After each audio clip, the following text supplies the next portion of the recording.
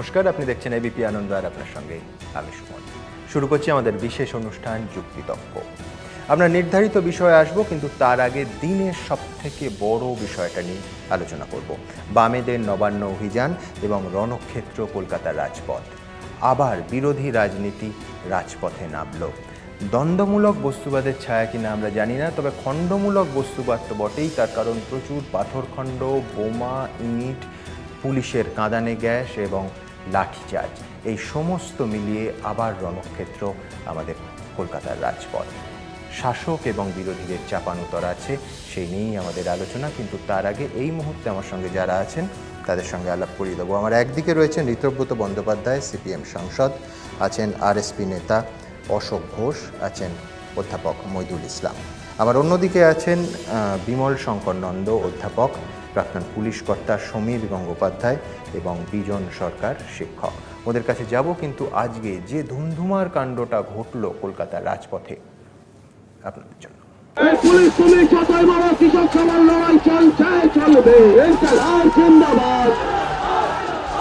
সিপিএমের কৃষক সংগঠনের নবান্ন অভিযান ঘিরে রণক্ষেত্র রাজপথ।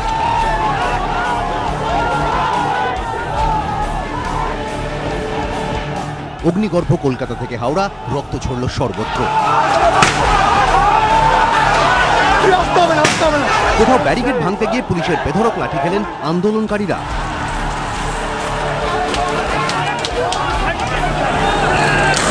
কাঁদানে গ্যাসের ধোঁয়ায় ভরে গেল রাজপথ। কোথাও আবার বাম কর্মী সমর্থকদের দিক থেকে উড়ে আসা ইটের ঘায়ে আহত হল পুলিশ। কৃষক সভার এদিনের কর্মসূচিতে সমর্থন জানিয়েছিল 17টি বাম দল। জমায়েতের জন্য কলকাতা ও হাওড়ার 4টি জায়গাকে চিহ্নিত করেছিল কৃষক সভা নেতৃত্ব। রানী রাসমণি অ্যাভিনিউয়ে দায়িত্বে ছিলেন সূর্যকান্ত মিশ্র। সভা শেষে দুপুর 1টা নাগাদ মিছিল শুরু হয়। রানী রাসমণি অ্যাভিনিউ থেকে ডরিনা ক্রসিং হয়ে ডাফরিন রোডে পৌঁছতেই ব্যারিকেড দিয়ে মিছিল আটকায় পুলিশ।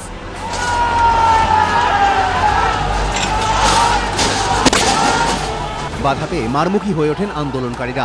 শুরু হয়ে যায় পুলিশের সঙ্গে তুমুল খণ্ডযুদ্ধ। পুলিশকে লক্ষ্য করে এলোপাথারি ইট ছুঁড়তে থাকেন বিক্ষোভকারীরা।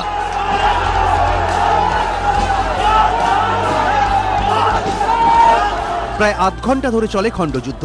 সংঘর্ষের মাঝে পড়ে জখম হন বিমান বসু। পুলিশের পাশাপাশি কয়েকজন আন্দোলনকারীও আহত হয়েছেন। ডাফরিন রোড যখন অগ্নিগর্ভ, তখন সেখান থেকে একদল বাম কর্মী আচমকাই রেড রোড দিয়ে ঢুকতে যান। প্রথম ব্যারিকেড ভাঙতে সক্ষম হলেও দ্বিতীয় ব্যারিকেডের মুখে আটকে পড়েন আন্দোলনকারীরা। একই ছবি ছিল পড়শি হাওড়াতেও। বেলা 12:30। দক্ষিণবঙ্গের কর্মী সমর্থকদের নিয়ে হাওড়া স্টেশন থেকে নবান্নের উদ্দেশ্যে মিছিল শুরু করে কৃষক সভার নেতৃত্ব। 1টা নাগাদ ফোরশোর রোডের কোল ডিপো ক্রসিংয়ে মিছিল পৌঁছলে আটকে দেয় পুলিশ। শুরু হয়ে যায় ধস্তাধস্তি। ব্যারিকেড ভাঙতে গেলে বাধা দেয় পুলিশ। ইট দিয়ে শুরু হয় পাল্টা প্রতিরোধ। পাট গেলেই জবাব দেয় পুলিশও। 20 রাউন্ড কাঁদানে গ্যাসের শেল ফাটানো হলেও পরিস্থিতি নিয়ন্ত্রণে আসেনি। এরপরই র্যাফ এবং কমব্যাট ফোর্সকে নিয়ে পুলিশ ব্যাপক লাঠিচার্জ করে। জল কামানো ব্যবহার করে পুলিশ। ঘটনায় 20 জনেরও বেশি আন্দোলনকারী জখম হয়েছেন। আহত হন একাধিক পুলিশ কর্মী। বেলা 1টা নাগাদ সাঁতরাগাছি বাসস্ট্যান্ড থেকে প্রাক্তন সিপিএম সাংসদ হান্নান মোল্লার নেতৃত্বে মিছিল বেরোয়।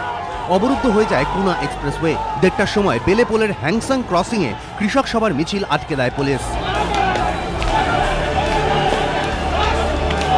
144 ধারা উপেক্ষা করে ব্যারিকেড ভেঙে নবান্নের দিকে এগোতে যান আন্দোলনকারীরা। পুলিশ বাধা দিলে পরিস্থিতি অগ্নিগর্ভ হয়ে ওঠে।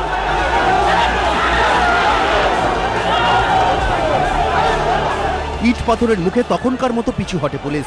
সেই সময় পরপর 2টি বোমাও পড়ে। এরপরই বেধড়ক লাঠিচার্জ করে বাম কর্মী সমর্থকদের ছত্রভঙ্গ করে পুলিশ। আহত পুলিশ কর্মীদের দেখতে সন্ধ্যায় এসএসকেএমে যান মুখ্যমন্ত্রী মমতা বন্দ্যোপাধ্যায়। পুলিশ তো আপনাদের ব্রিফ করেছে, আপনারা শুনেছেন। আমার যা বলার আমি কাল বলবো।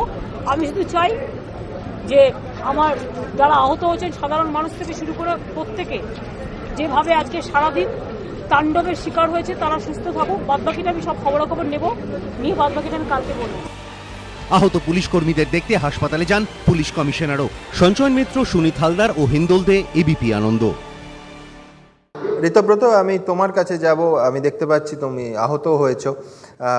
একেবারে সরকারের যুক্তি, সুব্রত মুখোপাধ্যায় যেটা বলছেন সেই যুক্তি দিয়ে আসবো। এক, রাজনৈতিক উদ্দেশ্যে সম্পূর্ণ নৈরাজ্য তৈরির জন্য আজকের এই ধুন্ধুমার কাণ্ড, এই যাবতীয় অশান্তি পরিকল্পনা করে তোমরা তৈরি করেছো। রাজ্যে 100 জন কৃষক আত্মহত্যা করেছেন। আজকে যে অভিযান, নবান্ন অভিযান, কৃষক সংগঠনগুলি তারা ডাক দিয়েছিল এই অভিযানে। কলকাতায় যে মানুষ এসেছেন রাজ্যের বিভিন্ন প্রান্ত থেকে, এরা খাদ্যের দাবিতে এসেছেন। যে 100 কৃষকের আত্মহত্যা, 100-র ওপর, ফসলের দাম না পাওয়া, এবং এখানে তো খাদ্য উৎসব সুব্রত হচ্ছে। মুখার্জি বলছেন যে সূর্যকান্ত মিশ্র বেশ কিছুদিন ধরে বলছেন, কোট আনকোট বলছি আমি, সুব্রত মুখোপাধ্যায়, আমাদের মার খেতে হবে। এটাই ছিল প্ররোচনা, যে মার খেয়ে খবর তৈরি, মার খেয়ে মিডিয়া অ্যাটেনশন এবং প্রমাণ করা যে রাজ্যে বিরোধী দল আছে এবং যথেষ্ট আচ্ছা, শক্তিশালী। আমি একটু আমার ব্যক্তিগত অভিজ্ঞতা বলি। আমি পিটিএস এর ওখানে আমাদের যে জমায়েত ছিল, আমি সেখানে ছিলাম সকাল থেকে। আমি বাকি জায়গার কথা বলতে পারবো না, আমি এজেন্ডাটা বললাম, ইস্যুটা বললাম, যে বিশেষ করে গ্রামে এই সবুজ কার্ড, অন্যান্য কার্ড এই নিয়ে মাৎসনয় চলছে, এবং সেখানে এই খাবারের দাবিতে 2 লক্ষ লোক গোটা রাজ্যের বিভিন্ন প্রান্ত থেকে তারা এসেছেন। তারা খাদ্য উৎসবে এন্ট্রি পাবেন কিনা তা আমার জানা নেই, কিন্তু বিষয়টা যেটা হচ্ছে যে এজেন্ডাতে এই কর্মসূচি এবং পূর্বঘোষিত কর্মসূচি, এবং আজকে যেটা হলো, মানে পুলিশ যেভাবে, যে আক্রোশে, যে অমানবিকভাবে ঝাঁপিয়ে পড়ল। আর রাজ্যের পুলিশের বিষয় হচ্ছে, লোকে জানে এই পুলিশের আলিপুর থানায় কখন টেবিলের তলায় লুকিয়ে পড়তে হবে, পুলিশ রপ্ত করেছে। মূল অভিযোগ পুলিশের বিরুদ্ধে। না, এ তো নবান্ন। মুশকিলটা হচ্ছে কি, নবান্নকে খুশি করবার জন্য এই যে আক্রোশ, এই ভয়াবহ আক্রোশ, যে আক্রোশ নিয়ে ঝাঁপিয়ে পড়লো। আমি অন্য জায়গার তথ্য জানি না, আমি নিজে পিজি হাসপাতালে ছিলাম, এই আমার কাছে তালিকা রয়েছে, আমি বাঁ হাত দিয়ে তোলা সম্ভব নয়। 100-র ওপর আমাদের কর্মীরা আক্রান্ত হয়ে এসেছেন। আমি অন্যান্য হাসপাতালগুলোর কথা জানি না, কারণ এখানে যারা আক্রান্ত হয়ে এসেছেন মূলত হচ্ছে পিটিএস এর ওখানে যে গ্যাদারিং ছিল, তারা এখানে আক্রান্ত হয়ে এসেছেন। এছাড়া এনআরএসে, আরজি করে, ক্যালকাটা মেডিকেল কলেজে বা অন্যান্য জায়গায় কি এখন আছেন, কারণ আমি পার্টি অফিসে যাইনি, আমি সোজা ওখান থেকে এখানে এসেছি। 500-র ওপর হচ্ছে, এবং সব থেকে ভয়ঙ্কর ব্যাপার হচ্ছে না, আমার বলতে, যে হাসপাতালে গেছেন আহত পুলিশ কর্মীদের দেখে, সে উনি দেখতেই পারেন, সেটা তো ওনার প্রায়োরিটি, উনি গেছেন, দেখেছেন। কিন্তু ওখানে মানে অভিজ্ঞতা যেটা হলো, আগে তো শুনেছিলাম, মানে টিভির পর্দায় দেখেছিলাম যে সারদা নিয়ে যখন বিধানসভার মধ্যে গৌরাঙ্গ দা বা গৌরাঙ্গ চ্যাটার্জি বাদে বলি না, হেমরেম, তারা মার খেয়েছিলেন, পিজিতে ট্রিটমেন্ট হয়নি। আজকে গিয়ে এক্সরে হচ্ছে না, এক্সরে যাও বা শুরু হলো, দেখা যাচ্ছে প্লেটে কিছু দেখা যাচ্ছে না, কোনো ওষুধ নেই, বলা হচ্ছে ওষুধ কিনে আনুন, ফেলে রেখে দেওয়া হয়েছে। আমায়ও বলা হলো ক্রেপ ব্যান্ডেজ কিনে আনুন, বলেনি কিনে আনুন, এখানে কিছু নেই। এখন এই যে ফেলে রেখে দেওয়া, দীর্ঘক্ষণ ধরে সংবাদ মাধ্যম ওখানে ছিল, তারা দেখেছে, এবং কত লোক, একের পর এক লোক আসছেন যারা আক্রান্ত হয়েছে, এবং কি ভয়ঙ্কর আক্রোশে পুলিশ এই আক্রমণ চালিয়েছে। অবশ্যই নবান্নের নির্দেশ মতো গোটা ঘটনা ঘটেছে। আমি দ্রুত একবার দেখব যে মুখ্যমন্ত্রী এসএসকেএম হাসপাতালে গেছিলেন এবং সেখানে আহত পুলিশ কর্মীদের সঙ্গে দেখা করেন, দেখব কি বলেছেন তিনি বেরিয়ে। অনেক কনস্টেবল এবং অনেক এএসআই, সাব ইন্সপেক্টর অফিসাররা অনেকেই খুবই ইনজিওর, বিভিন্ন হসপিটালেও পাঠানো হয়েছে, সাংবাদিকরাও 3 জন মার খেয়েছে খুবই। পুলিশ তো আপনাদের ব্রিফ করেছে, আপনারা শুনেছেন। আমার যা বলার আমি কাল বলবো।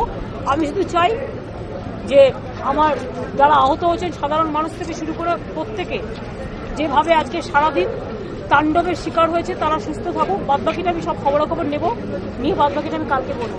বিমলদা, ঘোষিত কর্মসূচি, সংঘর্ষ সংঘাত অনিবার্য ছিল, এড়ানো যেত না? না, তার আগে আমি একটা প্রশ্ন করব, কারণ আমি গ্রামে জন্মেছি, বড় হয়েছি, চাকরি সূত্রে শহরে থাকি। যদি ঠিক শুনে থাকি, আজকের এই মিছিলটা কৃষক সভার মিছিল, তো কৃষকদের দাবি আদায়। ঠিক। সে মিছিলে যারা যারা ছিলেন, অনেক শীর্ষস্থানীয় নেতা, আমি তাদের বলবো 5টা ধানের প্রজাতির নাম বলুন তো, বলুন 5টা ধানের প্রজাতির নাম। ভাড়াটে রাজনীতিবিদ দিয়ে যদি এরকম আন্দোলন হয়, কৃষকদের আন্দোলন, যা হবার তাই হয়। কৃষকরা যদি আন্দোলন করতেন, আমার কিচ্ছু বলা নেই, করতেই পারেন, কৃষকরা ডেফিনেটলি আন্দোলন করতে পারেন, শ্রমিকরা আন্দোলন করতে পারেন, কিন্তু ভাড়াটে রাজনীতিবিদরা যদি সেখানে হাজির হন নিজের রাজনৈতিক ভবিষ্যৎ তৈরির জন্য, যা হবার তাই হয়। দেখুন, বামেদের আন্দোলন পশ্চিমবাংলা অনেক দেখেছে। ট্রাম ভাড়া বৃদ্ধির বিরুদ্ধে 1 পয়সা বাড়ানো হয়েছিল, তখন আমরা জন্মাইনি, আমার বাবারাই ছোট, আমাদের জন্মানোর প্রশ্ন হয়নি। তখন নাকি কলকাতার রাস্তায় ট্রামের কঙ্কাল দেখা গিয়েছিল, জ্বলে গিয়েছিল। খাদ্য আন্দোলনে ভয়ঙ্কর হিংসা, 67 থেকে হিংসার উৎসব চলল। তাই বাম রাজনীতির সঙ্গে হিংসা অঙ্গাঙ্গিভাবে জড়িত, তাদের ভাবনা চিন্তার মধ্যেই হিংসা রয়েছে। তো আজকে হিংসার যে প্রয়োগ ঘটেছে, এতে আমি অন্তত আশ্চর্য হইনি। তার কারণ, কোথাও হয়তো বামপন্থীদের মনে হয়েছে যে হিংসার প্রয়োগ করে হয়তো আমি আমার ক্যাডারদের একটু চাগিয়ে দিতে পারবো, কিন্তু আমি পরিষ্কার মনে করিয়ে দিই যে রাজনীতির চরিত্র, রাজনীতির সংস্কৃতি অনেকটাই বদলে গেছে। এটা 50-এর দশক নয়, 60-এর দশক নয়, 67 বা 71 নয়। মানুষের যে প্রায়োরিটি সেগুলো বদলেছে, মানুষের আচার আচরণ বদলেছে, মানুষের আকাঙ্ক্ষা বদলেছে। এখন এই ভাঙচুর করে 4টে পুলিশ ব্যারিকেড ভেঙে দিয়ে হয়তো কিছুটা প্রচার পাওয়া যায়, সান্ধ্য আলোচনাগুলো সরগরম হয়ে ওঠে, কিন্তু তাতে কতখানি রাজনৈতিক লাভ হবে আমার কিন্তু সন্দেহ আছে। বিমল-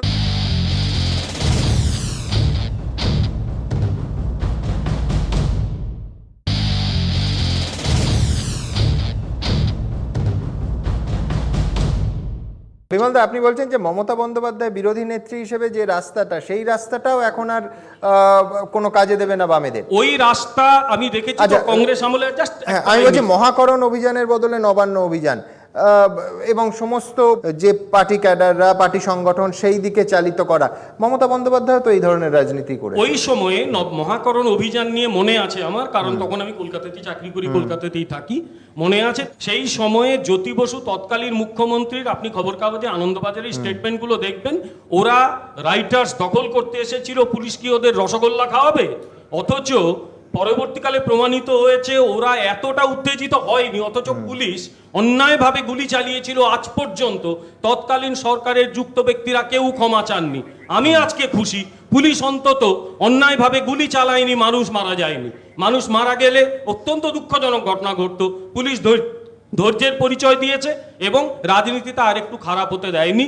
আমি পুলিশকে ধন্যবাদ জানাচ্ছি। তবে আমি যারা এই আন্দোলন করেছেন তাদের পরিষ্কার বলবো যে কংগ্রেস আমলে যে আন্দোলনগুলো হয়েছিল, আজকে সেই আন্দোলন কতখানি তার প্রাসঙ্গিকতা আছে এটা একটা প্রশ্ন। কারণ সংস্কৃতির বদল ঘটে গেছে, গোটা ভারতবর্ষ, গোটা পৃথিবী, তার সঙ্গে পশ্চিম বাংলা। এখন এই উগ্র বাম রাজনীতি মানুষ আর নিচ্ছে না, ফলে বামপন্থীদের যে পতন, সেই পতন থেকে কতখানি উত্থান হবে আমার সন্দেহ আছে। গ্রাফটা নামছে, নামতেই থাকবে। রাজনীতির বদল হয়ে গেছে, বিমলদা বলছেন রাজনীতির ধারাটা পাল্টে গেছে। যেটার বদল হয়নি সেটা হচ্ছে রাজনৈতিক চাপানুতরের। আজকেও যারা এই আন্দোলন করেছেন এবং যারা এই আন্দোলন রুখেছেন, অনিবার্য ছিল চাপানুতর হয়েছে। দেখুন, বামেদের নবান্ন অভিযান ঘিরে রণক্ষেত্র রাজপথ।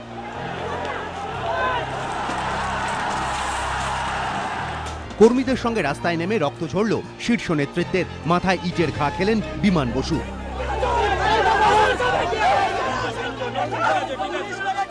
পুলিশের লাঠির ঘায়ে হাতের হাড়ে চিড় ধরল সিপিএম সাংসদ ঋতব্রত বন্দ্যোপাধ্যায়ের। এমনকি পুলিশকে ফাঁকি দিয়ে মন্দিরতলার পরিবর্তে ষষ্ঠীতলা দিয়ে বেশ কিছু সিপিএম সমর্থক নবান্নের খুব কাছাকাছি পৌঁছে যান। এতে হতভম্ব হয়ে পড়ে পুলিশ, লাঠিচার্জ করে তারা। পরিস্থিতি এমন পর্যায়ে পৌঁছয় যে হাওড়া কমিশনারেটের পুলিশ কমিশনার ডিপি সিংহকে ঘটনাস্থলে পৌঁছতে হয়। এই সময় টোল প্লাজা থেকে নবান্নের দিকে যান চলাচল পুরোপুরি বন্ধ করে দেওয়া হয়েছিল। ডাফরিন রোডে বিক্ষোভকারীরা পুলিশের ব্যারিকেড ভাঙতেই রণক্ষেত্র হয়ে ওঠে পরিস্থিতি। এই সময় ইটের টুকরো এসে পড়ে বামফ্রন্ট চেয়ারম্যান বিমান বসুর মাথায়, মাথা চেপে ধরে সেখানেই বসে পড়েন তিনি। পুলিশ প্রভোকেশন দিয়েছে, পুলিশ প্রভোকেশন না দিলে এরকম কিচ্ছু হতো না। এগুলো সবই পুলিশের তৃণমূলের ভলেন্টিয়ারের মতো কাজ করার জন্য হয়েছে। তৃণমূল অবশ্য বিমান বসুর আঘাত নিয়েও কটাক্ষ করতে ছাড়েনি। কি নাটক বিমান করছে, রক্ত বেরোচ্ছে না, তখন যার রক্ত বেরোচ্ছে তার সঙ্গে হাতটা নিয়ে রক্ত মাথা নেপছে। পুলিশের লাঠিচার্জ ও জলকামানের মুখে ডাফরিন রোডের মিছিল ছত্রভঙ্গ হয়ে গেলেও সূর্যকান্ত মিশ্র সেখান থেকে চলে যান রেড রোডে। সেখানেও তাঁর নেতৃত্বে আসা মিছিল আটকে দেয় পুলিশ। অসংখ্য কর্মীদের নিয়ে সেখানেই রাস্তায় বসে পড়েন সিপিএম এর রাজ্য সম্পাদক। মুখ্যমন্ত্রী ও পুলিশের ভূমিকার সমালোচনায় সরব হন তিনি। আমি মুখ্যমন্ত্রীকে বলেছিলাম কয়েকবার, জনসভায়ও বলেছি, তার করে আছে যে আপনার সৎসাহস থাকা উচিত যে আমরা নবান্ন অভিযানে যাচ্ছি, আপনি থাকবেন। কিন্তু মুখ্যমন্ত্রীর সে সৎসাহস নেই। পুলিশকে তো আমি দোষ দিই না, কারণ পুলিশকে দলদাস বানিয়েছে এই সরকার। তৃণমূল শিবির থেকে পাল্টা ধেয়ে এসেছে কটাক্ষ। আমি তো আবার দেখেছি, অনেকে বলেছে আমাকে যে কতগুলো ইট সেলিমের পকেটেও ছিল, সেলিমের পকেটেও ছিল। কটাক্ষের কড়া জবাব দিয়েছে সিপিএম। আমার পকেটে পাথর ছিল না, পার্স ছিল। এটা সুব্রতবাবু কিভাবে জানলেন? পকেট মারাই জানে একমাত্র। সুব্রত মুখার্জিকে বলবো আমার পকেটের দিকে হাত না দিয়ে তিনি নবান্নে যাওয়ার পথে হুগলি ব্রিজের পথে দেখুন গিয়ে যে হুগলি ব্রিজ অ্যাপ্রোচ রোডে হেস্টিংস থেকে যেটা রেসকোর্স থেকে যেটা ওঠে, ওখানে কোনো ইট আছে কিনা। এটাই প্রমাণ করবে তিনি একজন মিথ্যেবাদী, খাঁটি মিথ্যেবাদী। পুলিশের লাঠির ঘায়ে আহত হন সিপিএম সাংসদ ঋতব্রত বন্দ্যোপাধ্যায়ও। পুলিশ ট্রেনিং স্কুলের সামনে মিছিল ছত্রভঙ্গ করার জন্য পুলিশ যখন লাঠি চার্জ করে, সেই লাঠির ঘা পড়ে ঋতব্রতর হাতে। তার হাড়ে চিড় ধরেছে, তার কোমরেও আঘাত লেগেছে। সুমন ঘরাই, সমিত সেনগুপ্ত ও রুমা পালের রিপোর্ট, এবিপি আনন্দ। আমি অশোকদার কাছে যাব। অশোকদা, পকেটে কি ছিল আমি সেই বিতর্কে যাচ্ছি না, কিন্তু পরিষ্কার দুটো বক্তব্য বিমল তুলেছেন। এক হচ্ছে আন্দোলনের যে প্রকরণ সেটা যুগজীর্ণ এবং তার ধার নষ্ট হয়ে গেছে। মানে 93 সালের 21শে জুলাই যে ঘটনা ঘটেছিল এবং তার রাজনৈতিক ডিভিডেন্ড ইত্যাদি, সেটা আর এখন সম্ভব নয়। 2008-এও মমতা বন্দ্যোপাধ্যায় দুর্গাপুর এক্সপ্রেসওয়ে বন্ধ করেছিলেন 14 দিনের জন্য। সেই অবরোধ রাজনীতি আর বিরোধী রাজনীতিতে কোনো অক্সিজেন যোগাবে না, অর্থাৎ আপনারা পণ্ডশ্রম করলেন। এইভাবে বলা যেতে পারে, যারা আজকের ঘটনায় এইরকম ভাবে বলছেন, ভাবছেন যে বামপন্থা পশ্চিমবাংলার মাটিতে আর মাথা তুলে দাঁড়াতে পারবে না, আর পুলিশের দুঃখে কেঁদে বুক ভাসাচ্ছেন, গণতন্ত্র থাকছে না রাজ্যে, সেজন্যে তাদের কি দুঃখ কি দুঃখ। আমার বলতে ইচ্ছে করছে, তোমাদের দুঃখে আমি মরে যেতে রাজি আছি, কারো দুঃখে মরা যায় যদি। আসলে বিষয়টা একটু অন্যভাবে ভাবতে হবে তো। সূর্য মিশ্র যে বলেছেন না মার খেতে হবে, 100 বার ঠিক কথা বলেছেন। আমরা জানি রাজ্যে যা চলছে,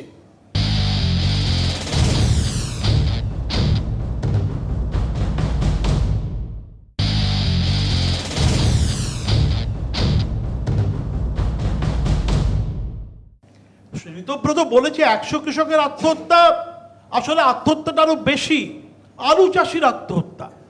কৃষি কাজ কি ভয়ঙ্কর ব্যয়বহুল, কৃষক ধানের দাম পায় না, তৃণমূল আশ্রিত ফোড়ে দালালে ভরে গিয়েছে বাজার। ধান চাষির আত্মহত্যা, কৃষকেরা গিয়েছিল সুবিচার চাইতে, মুখ্যমন্ত্রীর কাছে কথা বলতে, শুধু কথাটা বলতে। আমরা জানি গোটা রাজ্য জুড়ে যা চলছে, মানে অন্য কোনো বিষয়ে যাচ্ছি না, ধর্ষণ থেকে শুরু করে রাহাজানি, খুন, জখম, দাঙ্গা হাঙ্গামা যাচ্ছি না। প্রতিদিন কাগজ খুললে বড় বড় হরফে প্রথম পাতায় দেখা যায়। মাঝে মাঝে ভাবি, আচ্ছা একটা এমন দিন কি দেখবো না যেদিন পশ্চিম বাংলায় তৃণমূলীদের হাতে তৃণমূলীরা মরবে না, আর তৃণমূলীদের হাতে মা মাটি মানুষ ধর্ষিত হবে না? এমন কি দিন কি দেখবো না? বোধহয় সেদিন আসবে না। অশোকদা, আপনি বলছেন যে এতদিন ধরে এই একই জিনিস দেখেছেন। আমি বলছি এই আন্দোলন কিন্তু রাজ্যবাসী সারদায় দেখেনি, টেটে দেখেনি। এখন কেন? সংগঠন জোরদার হয়েছে বলে না, আমি এখনই বলছি, আবার সেই জন্যই আমি বলছি যে ওই সূর্য মিশ্র যেটা বলেছেন মরতে হবে বা মারতে হবে, মার খেতে হবে, আমি বলছি হ্যাঁ, বাধা দিলে বাঁধবে লড়াই, মরতে হবে। বাধা দিলে বাঁধবে লড়াই, বাধা দেব। আজকের আন্দোলন আমি গর্বিত যে ধীরে ধীরে ধীরে ধীরে পশ্চিমবাংলার মানুষ রাস্তায় নামছেন, পথে নামছেন, এবং কার্যত আমি বলছি যে সারদাতেও 100-র বেশি মানুষ আত্মঘাতী হয়েছেন। আওয়াজটা উঠছে, সারদা থেকে আস্তে আস্তে মানুষ পথে নামছেন, আওয়াজ উঠছে। এই সরকারকে আর দরকার নেই, এই আওয়াজ উঠতে উঠতে একটা জায়গায় পরিণতিতে পৌঁছেছে। এটা ক্রিয়া প্রতিক্রিয়া। পুলিশ শান্তিপূর্ণ মিছিলে লাঠি চালিয়ে যেমন কোনো প্রয়োজন ছিল না আমি মনে করি। আমার দীর্ঘদিনের ছাত্র আন্দোলন, তারপরে গণ আন্দোলন অভিজ্ঞতা, আমি মনে করি এ ঘটনা ঘটতো না যদি মমতা বন্দ্যোপাধ্যায় নবান্নে থেকে বলতেন কৃষকেরা আসবেন, আসুন কথা বলুন, 10 জন প্রতিনিধি নিয়ে আসুন। তিনি অ্যাসেম্বলিতে বলেছিলেন বিরোধীদের বেশি সুযোগ দেবেন, সরকারি পক্ষের লোকেরা সুযোগ বেশি নেবেন না।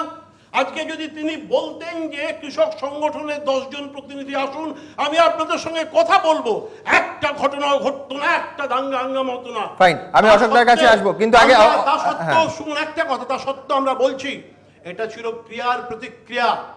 সুব্রত মুখার্জি বলতেই পারে ওর হাতে তো 70-এর পরবর্তীকালে রক্তের দাগ লেগে আছে, এখনো সুব্রত সেই দাগ মুছে যায়নি। ওর পক্ষে যে কোনো মন্তব্য করা সম্ভব, কিন্তু এই ক্রিয়া প্রতিক্রিয়া ঘটতো না যদি মমতা বন্দ্যোপাধ্যায় গণতন্ত্রকে মর্যাদা দিতেন। আর এই 100 কৃষক যারা মরেছে, আত্মহত্যা করেছে, মৃত, তাদের প্রতি শ্রদ্ধা দেখিয়ে বলতেন আসুন আমি রাজ্যের সমস্যাটা বুঝতে চাই।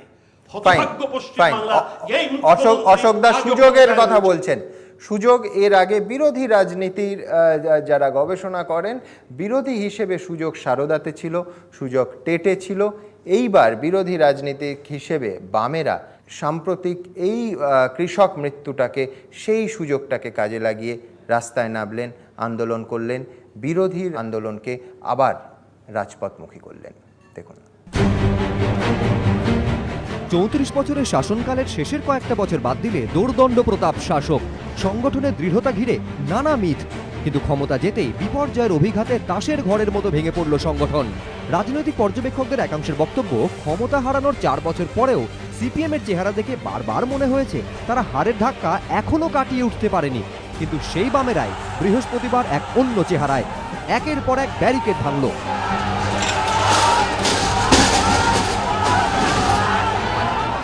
পুলিশের বেধড়ক লাঠিচার্জও দমাতে পারল না বাম কর্মীদের।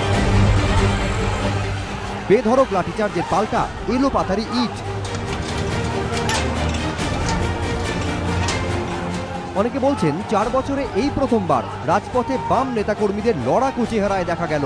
সামনে থেকে নেতৃত্ব দিলেন সূর্যকান্ত মিশ্র, বিমান বসু, মোহাম্মদ সেলিম, হান্নান মোল্লা, ঋতব্রত বন্দ্যোপাধ্যায়রা। নেতৃত্বের চাঙ্গা রূপে উৎসাহিত বামকর্মীরাও ঝাঁপিয়ে পড়লেন। আর এই ছবি অনেকেই চমকে দিয়েছে, কারণ গত 4 বছরে সারদা কেলেঙ্কারি, টেট, নারী নির্যাতনের মতো জ্বলন্ত ইস্যু হাতে পেয়েও সেভাবে ঝাঁপাতে দেখা যায়নি বামেদের। মিছিল, মিটিং, অবস্থান হয়েছে ঠিকই, কিন্তু প্রধান বিরোধী দলের ধাঁচ দেখা যায়নি। জনমত সংগঠিত করতে যে আন্দোলন গড়ে তোলা প্রয়োজন তা হয়নি। একসময় তো বিজেপির লাগাতার তৃণমূল বিরোধী আন্দোলনের জেরে রাজনৈতিক মহলে এই প্রশ্ন উঠতে শুরু করেছিল, তাহলে কি রাজপাটের মতোই এবার কি প্রধান বিরোধী দলের তকমাও খোয়াতে হবে বামেদের? এমনকি সিপিএম এর অন্দরে রাজ্য কমিটি, বর্ধিত রাজ্য কমিটির বৈঠকেও বারবার এই প্রশ্নই উঠেছে, কেন শীর্ষ নেতৃত্ব বড় মাপের আন্দোলন গড়ে তুলতে পারছে না? কারণ কলকাতায় বড় মাপের আন্দোলন গড়ে তোলা না গেলে তা জেলায় ছড়াবে কি করে? কিভাবে নিচুতলার কর্মীরা চাঙ্গা হবে? আর এরকমই নানা প্রশ্নের মধ্যে হঠাৎ করেই রণংদেহী ভূমিকায় বামেরা। রাজপথে ঝড় তুলল তারা, যার ইঙ্গিত বুধবারই মিলেছিল। আগানোর চেষ্টা করবো। আরে পুলিশ, আমি বলছি তো, নির্ভর করবে প্রশাসন কি করছে তার উপরে। প্রশাসন যদি বলে ঠিক আছে আপনারা একটু আগান, বৃহস্পতিবার নবান্ন অভিযানের শুরুতে সূর্যকান্ত মিশ্র ইঙ্গিত দেন, অভিযান ঝাঁঝালো হবে। আমরা সরকারকে বুঝিয়ে দিতে চাই যে সরকার আপনি বলে রাখবেন আজকে হয়তো 1টা থেকে 3টা 3:30 মানে 2 ঘন্টার জন্য এই আমরা রাস্তায় থাকবো।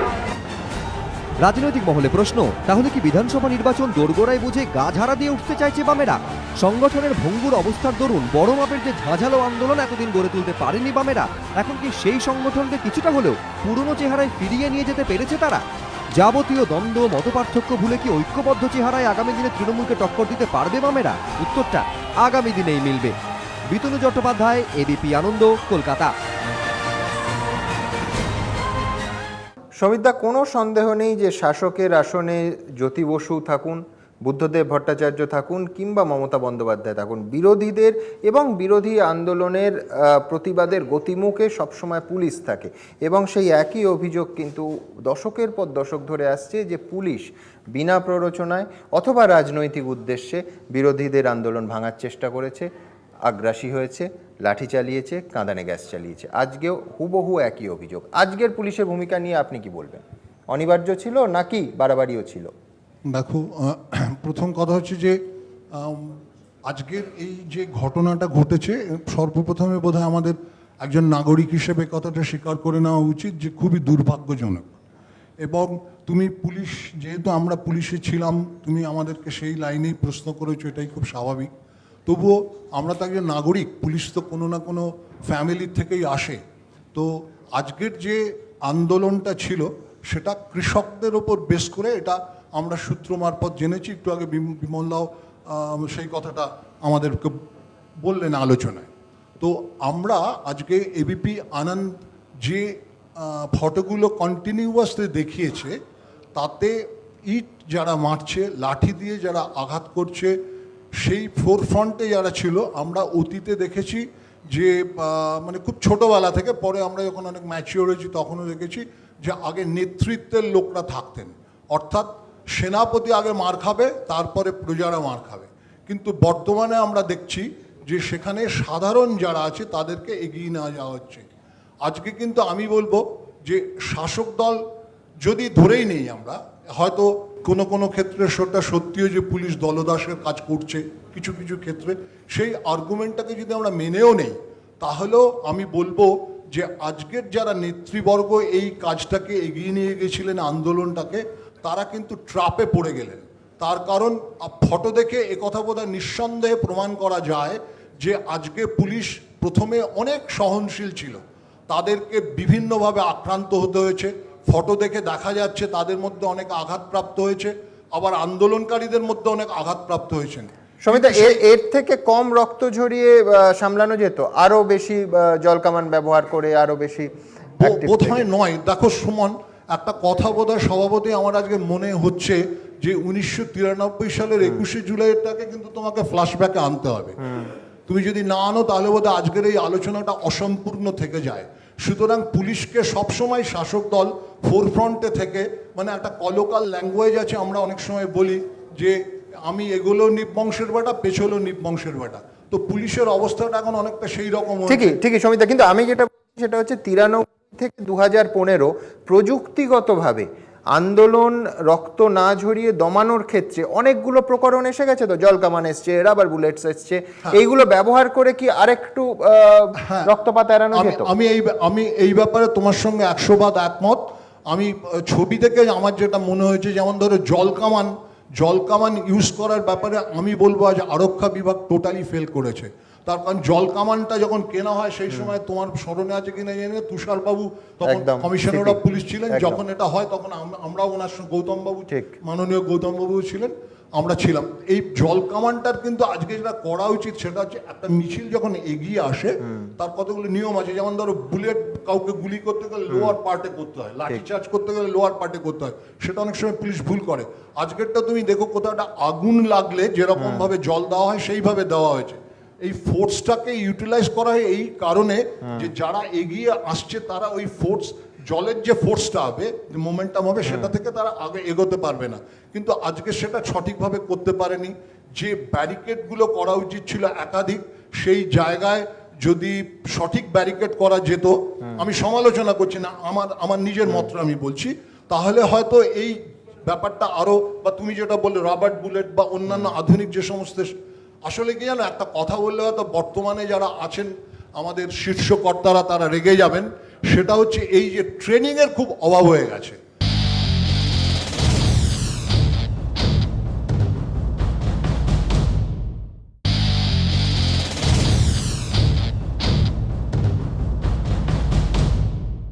আমি তোমাকে বোধহয় অতীতেও বলেছি যে পুলিশের যে ট্রেনিংগুলোর প্রয়োজনীয়তা আছে, এই ধরনের ব্যাপারগুলো ঘটলে তাদের কি কি করতে হবে, হাতে কলমে শেখানো, ডেমনস্ট্রেশন দেওয়া, যেটাকে বলা হয় কোর্স, বিভিন্ন কোর্স করা আর কি, সেই জায়গাগুলো খুব খামতি হয়ে গেছে।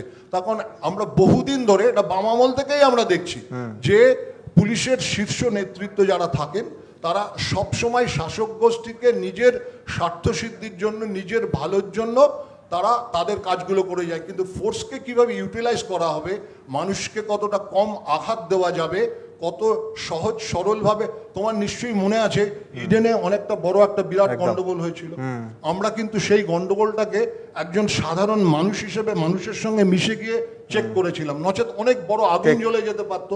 তো সেই সময়ের সঙ্গে এখনের কিন্তু একটা ফারাক নিশ্চয়ই আছে। তখন এখন সাধারণ মানুষকে প্রোটেকশন দেবার থেকেও আমরা কিন্তু রাজনৈতিক নেতা বা নেত্রী, এটা আমরা অনেক আগের থেকেই দেখে যাচ্ছি, তাদের স্বার্থটা বা সেই দল, আজকে যদি বাম নেতৃত্ব, আমার ব্যক্তিগত মত, আমার যদি ভুল হয় ক্ষমা করবেন, আজকে যদি বাম নেতৃত্ব এটাকে আরো কন্ট্রোলে রাখতে পারতো, তাহলে তারা হারিয়ে যাওয়া যে জমি পাবার চেষ্টা করছিলেন সেটা বোধহয় অনেক ভালো করতে পারতেন। বেশ নিয়ন্ত্রণের বাইরে গিয়েছিল ঋতব্রত। এই প্রসঙ্গে যেহেতু সমীরদা কয়েকটা কথা বললেন, আমি এই প্রসঙ্গে আমি ওখানে ছিলাম, আমি বাকি তো ছবি দেখেছি আর সংবাদ মাধ্যম দেখাচ্ছে, কিন্তু ওই যে পিটিএস এর ওখানে আমাদের নেতা সুজন চক্রবর্তী, দীপক সরকার, রামচন্দ্র ডোম, তারাই একেবারে মিছিলের সামনে ছিলেন, অন্য কেউ ছিল না মিছিলের সামনে। আমি বলিনি সমীরদা, আমি বলিনি, আমি আপনাকে, এবং আপনি যে বললেন এই যে পুলিশ পার্টিকুলারলি, রাজ্যের মানুষ জানে, আমি আর রিপিট করতে চাই না, ভবানীপুর থানার সেই অপরাধী ছাড়াবার পর যে মেসেজ, কোথায় লুকোতে হবে, কখন ফাইল মাথায় ধরতে হবে,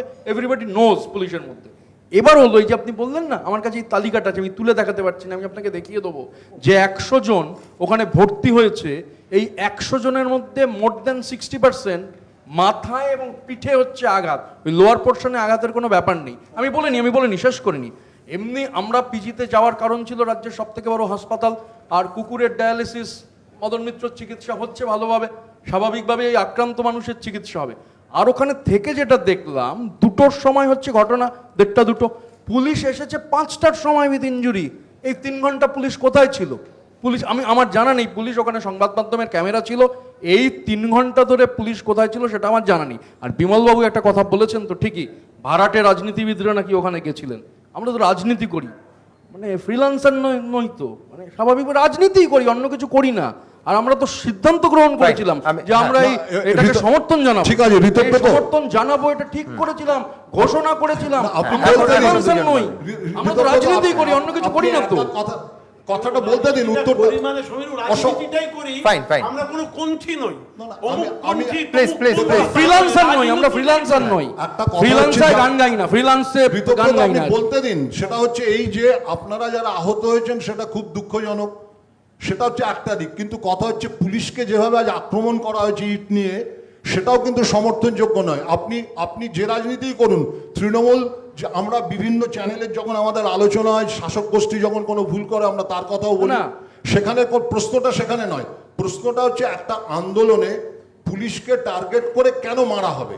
তারাও তো মানুষ, তারাও তো কোনো ফ্যামিলি থেকে এসেছে। Police Fine. আনপ্রোভোকড ওয়েতে অ্যাটাক করেছে, না, সংবাদ আপনার মাধ্যম, সবাই এরকম হয়নি। আমরা ওখানে অশোকদা, ছিলাম সবাই, অশোকদা এবং 500 ঋতব্রত, মানুষ, আপনাদের সবাই 500 মানুষ রক্তাক্ত হয়ে গেল। আমি আমি আপনাদের একটা সঙ্গে ইনফরমেশন, তাহলে আমি একটা কথা বলি।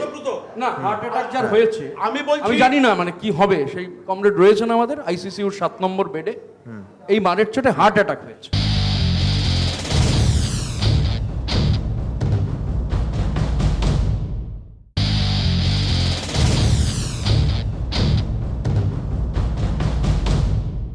আমি আমি বলছি মজুলের যে কাছে যাবো, দেখুন, একবার বিমল দা। পুলিশ প্রথমে লাঠি চালায়। একটা Please. সহজ কথা বুঝুন, একটা মিছিল যাচ্ছে, মিছিল কি করবে? মিছিল তো আর নবান্ন দখল করে ফেলবে না। পুলিশ Deputation দিতে যাওয়া হচ্ছে। পুলিশ আরে সিএম অশোকদা- নেই, অন্য কেউ নেবেন, অশোকদা, অন্য তাহলে কোনো অফিসার ডেপুটেশন নেবেন। 1993 না, সালে 1993 কি হয়েছিল? সমিতা আমার মনে 1993 আছে। সালে একটা মহাকরণ কিন্তু দখল পুলিশ করার লড়াই লাঠি ছিল। চালিয়ে, এখানে পুলিশ ঘোষিত লাঠি কর্মসূচি, চালিয়ে, ঘোষিত কর্মসূচি। দলের যারা নেতা থাকেন তারা আমরা টাইম এনে আপনার খেয়াল থাকবে সমীর দা, জাস্ট একটা পয়েন্ট, বিমল দা। না আমি একটা পয়েন্ট যদি বলে নিই, কিন্তু বলতে পাইনি একবার এটা হচ্ছে 10 তারিখ হওয়ার কথা ছিল, গত তারিখ, গত এ মাসে। আমি যে কেন এটা বলছি, কেন পেছতে হলো, রাজ্য জুড়ে ভয়ঙ্কর বন্যা, যে বন্যার সময় এই এক মা ধর্ষিতা হয়ে গেলেন জীবনতলার ত্রাণ শিবিরে, আরো অনেক ঘটনা ঘটেই চললো, সংবাদ মাধ্যম আক্রান্ত হলো, কেউ ত্রাণ দিতে যেতে পারবে না। এবং এই দাবিগুলো অন্য কিছু না। Fine. আমি পার্লামেন্টে, আমি জাস্ট আপনাকে একটা ইনফরমেশন দিই, আমি পার্লামেন্টে একটা সময় প্রশ্ন প্রায় করেছিলাম, সুমন দুজন এক মিনিট। বলেননি। আমি পার্লামেন্টে একটা প্রশ্ন করেছিলাম, রাজ্যে কতজন কৃষক আত্মহত্যা করেছেন। তা রাধামোহন বাবু তখনও ওই প্রজননের ব্যাপারে তার বিবৃতি দেননি, বলেছিলেন পশ্চিমবঙ্গে কোনো কৃষক আত্মহত্যা নেই। ম্যাডামও একই কথা বিশ্বাস করেন, একই কথা বলেন। আমি জানি না ফ্রিল্যান্সারদের ওপিনিয়ন কি, কিন্তু আমরা বলছি নাম ধাম তালিকা আছে, সেখানে তৃণমূলের পরিবারও আছে। আজকে যারা 100 কোটি বিমল দা, বিমল দা, বিমল দা। ফসলের দাম না পেয়ে আত্মহত্যা আজকে করেছে। যারা ইট মেরেছেন তারা কি কৃষক? অবশ্য কৃষকরা 2 লক্ষ কৃষক গোটা আমি রাজ্যে যেটা বলতে চাইছিলাম- বিমল দা, একদম প্লিজ। দেখে আপনি আমার কথা হচ্ছে, আমি যেটা বলতে চাইছিলাম, আরে ভারতের প্লিজ রাজনীতিবিদ প্লিজ। শব্দটা যা প্রয়োগ করেছিলাম, আবার আমি একই কথা বলছি। সমীরবাবু, আজকে যারা আজকে যারা অশোকদা প্লিজ, পেয়েছেন তারা কৃষক। অশোকদা প্লিজ, আজকে যারা আজকে গিয়েছিলেন যারা তারা লাঠির কৃষকদের বাড়ি সমস্যা পেয়েছেন, বোঝেন তারা কিনা, সবাই কৃষক। যারা শ্রমিক আন্দোলন করেন তারা সত্যি শ্রমিকদের সমস্যা বোঝেন কিনা আমার কিন্তু সন্দেহ আছে। তাই এ রাজ্যে ট্রেড ইউনিয়ন মুভমেন্ট, কৃষক মুভমেন্ট, আমি সব দলের কথা বলছি, একটা দলকে লক্ষ্য না করে। একটা বেসিক গোলমাল আছে, এই গোলমালটাই আলোচনা করা দরকার আছে আপনাদের, যিনি জীবনে বেশ, বেশ। শ্রম দেন, এখনো দুজন শ্রমিক বলেননি, নেতা। বিমল দা, এই অশোক দা, এখনো মহিদুল বিজন সুযোগ পায়নি। ফাইন ফাইন, রাজনীতির কথা হচ্ছে, আমি সবাইকে থামালাম, তার কারণ বিরোধী রাজনীতি রাস্তায় নেবে অশান্তি সৃষ্টি করে বারবার কিন্তু এই রাজ্যের ইতিহাস ঘাঁটলে দেখা যাবে ডিভিডেন্ড দিয়েছে। বিমলদার কথা অনুযায়ী এখন সময় পাল্টেছে, এখন ডিভিডেন্ড দেবে কিনা তা ভবিষ্যতের ইতিহাস বলবে, কিন্তু ডিভিডেন্ড দিয়েছে বিরোধী রাজনীতি রাস্তায় নেবে এবং এই আগ্রাসী আন্দোলন করে এ নিয়ে সন্দেহের কোনো অবকাশ নেই। দেখুন, বিরোধী আসনে থাকাকালীন মমতা বন্দ্যোপাধ্যায়ের পথের রাজনীতি কি বিরোধী বামেদের পথে নামার পথ দেখালো? বামেদের নবান্ন অভিযান ঘিরে ধুন্ধুমার কাণ্ডের এই ছবি সেই প্রশ্নই তুলে দিল। অনেকেই বলছেন বহুদিন বাদে পুরনো চেহারা দেখা গেল বামেদের, কারণ রাস্তার রাজনীতি বঙ্গে নতুন নয়, একসময় এই বামেরাই ছিল এর পথিকৃৎ।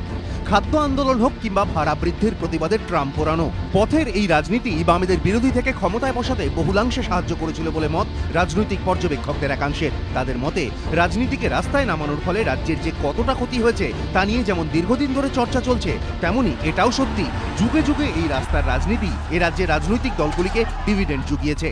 বামেরা যেমন এর ডিভিডেন্ড পেয়েছে, তেমন ডিভিডেন্ড পেয়েছেন মমতা বন্দ্যোপাধ্যায়ও। 1993-এর 21শে জুলাই সেও ছিল এক মহাকরণ অভিযান, আর 2015-র 27শে আগস্ট এও এক নবান্ন অভিযান। সেদিন আন্দোলনের নেতৃত্বে ছিলেন তৎকালীন বিরোধী নেত্রী মমতা বন্দ্যোপাধ্যায়, আর এদিন আন্দোলনের নেতৃত্বে বিমান বসু, সূর্যকান্ত মিশ্ররা। 21শে জুলাই রাজপথে পুলিশের গুলিতে ঝরা যুব কংগ্রেস কর্মীদের রক্তকে পরবর্তীকালে আন্দোলনের আগুনে পরিণত করেছিলেন মমতা। আজও বামেদের আন্দোলনে সেই পুলিশের লাঠিতেই রক্ত ঝরল, কাঁদানে গ্যাসের শেলের ধোঁয়ায় 1993 সালে ভরে গিয়েছিল রাজপথ। এদিনও সেই একই ছবি, উত্তাল রাজপথ। কংগ্রেস ছেড়ে তৃণমূল তৈরির পর পরবর্তীকালে এই রাস্তার রাজনীতিকেই অন্য এক মাত্রা দিয়েছিলেন মমতা বন্দ্যোপাধ্যায়। সিঙ্গুরে বিডিও অফিসে বিক্ষোভ, দুর্গাপুর এক্সপ্রেসওয়েতে অবস্থান কিংবা ধর্মতলায় অনশন। উল্টোদিকে পর্যবেক্ষকদের একাংশের মতে ক্ষমতায় বসার পর থেকেই ধীরে ধীরে আন্দোলনের এই পথ ভুলতে বসেছিল বামেরা। ক্ষমতাচ্যুত হওয়ার পর বামেদের আন্দোলনের সেই ঝাঁঝ লক্ষ্য করা যায়নি, যা লক্ষ্য করা গেল বৃহস্পতিবার নবান্ন অভিযান ঘিরে। কয়েকদিন আগে বন্ধের দিন রাস্তায় নেমে আন্দোলনের এই ঝাঁঝই চোখে পড়েছিল জামা খুলে প্রদেশ কংগ্রেস সভাপতি অধীর চৌধুরীর পুলিশের দিকে এই চ্যালেঞ্জ ছুড়ে দেওয়ার মধ্যে। বিরোধীদের হঠাৎ করে উজ্জীবিত হয়ে রাস্তায় নামা কি আগামী দিনে কোনো নয়া রাজনৈতিক সমীকরণের ইঙ্গিত? এই প্রশ্নও যেমন উঠছে, তেমনি এই প্রশ্ন উঠতে বাধ্য যে এই রাস্তার রাজনীতি কি বঙ্গবাসীর ভবিতব্য? এবিপি আনন্দ। মইদুল, একটা জিনিস খুব ইন্টারেস্টিং, সেটা হচ্ছে রাজনৈতিক বিশ্লেষক তোমরা বছরের পর বছর গত কয়েক মাস ধরে বলে এসেছো যে বামেদের সংগঠন নেই, বামেরা রাস্তায় নামতে ভুলে গেছে। এত বড় সারদা ইস্যু একেবারে কার্যত ওয়াকওভার দিয়ে দিল ক্ষমতাসীনদের তৃণমূলকে। মানে টাইম টেস্টেড ওয়ে টু পাওয়ার হচ্ছে রাস্তায় নামা, রাস্তায় নেবে অ্যাগ্রেসিভ আন্দোলন। বামেরা নামলো, ফল আমাদের সামনে। কি বলবে? অবশেষে সংগঠনকে জোরদার করে এটা 2016-র পরবর্তী নির্বাচনের জন্য একটা ওয়ার্ম আপ। হ্যাঁ, সেটা একটা ওয়ার্ম আপ বলা যেতেই পারে, কিন্তু বামেরা একটা বাস মিস করেছিল, সেটা হচ্ছে সারদা কাণ্ড। সেটা 2013 সাল থেকে যদি এই রাস্তায় যদি নামাটা যদি শুরু করতো, তাহলে আরও হয়তো ডিভিডেন্ড আগের যে নির্বাচনগুলো হয়ে গেছিলো, 14 লোকসভা এবং 15 যে পৌরসভা নির্বাচনগুলো, সেখানে হয়তো বামেদের রেজাল্টটা আরেকটু বেটার একটা জায়গায় যেত। এবং বিরোধীর যে পরিসরটা, সেটাও তো কোনো ভ্যাকুয়ামে থাকে না, মানে পাওয়ার কখনোই ভ্যাকুয়ামে থাকে না। তো মাঝে মনে হচ্ছিল যে বিজেপিও সেই জায়গাটা কোথাও না কোথাও নিয়ে নেবে, কিন্তু গত পৌরসভা নির্বাচনে দেখা যাচ্ছে যে বিজেপি সেরকম একটা জায়গা পাচ্ছে না। এটা কেন্দ্রের রাজনীতিও যুক্ত, কেন্দ্রেও হচ্ছে বিজেপি অনেকটা আনপপুলার আস্তে আস্তে হয়ে যাচ্ছে, এবং সেক্ষেত্রে বিরোধী আসনটা আবার বামেরা পুনরুদ্ধার করে নিচ্ছে, এরকম একটা জায়গা অন্তত এই দিক থেকে মনে হচ্ছে। আরেকটা পশ্চিমবঙ্গের ইতিহাসের একটা গত 50-60 বছর আপনি যদি দেখেন, তাহলে সেক্ষেত্রে অবশ্যই একটা ভায়োলেন্সের একটা রাজনীতিও আবার আছে। কিন্তু ভায়োলেন্স করে কিন্তু কোনো রাজনীতি হয় না, rather violence than end to politics. মানে যেখানে হিংসা হবে সেখানে কিন্তু আর রাজনীতি সেখানে থাকছে না। আপনি হিংসাটা করছেন কেন? তার মানেই হচ্ছে যে আপনার কাছে তেমন কোনো যুক্তি নেই, রাজনৈতিক যুক্তি নেই, যে অন্যকে কনভিন্স করার যে রাজনৈতিক যুক্তি নেই বলে আপনি ভায়োলেন্সে যান। এবং আপনি যেমন দেখবেন, সেই জন্য মাওবাদীরা কিন্তু কোনোদিনই হচ্ছে তেমনভাবে কখনো রাষ্ট্র ক্ষমতা দখল করতে পারিনি, কারণ 40 বছর ধরে এই মাওবাদী আন্দোলন চলছেন। আপনি পেরু, কলম্বিয়া, মেক্সিকো বলুন কিংবা আমাদের দেশেও বলুন, তারা কিন্তু করতে পারেনি, কারণ তারা ডেমোক্রেটিক্যালি ইলেক্টেড গভর্নমেন্ট নয়, মানে ওই দিকে যাচ্ছে না।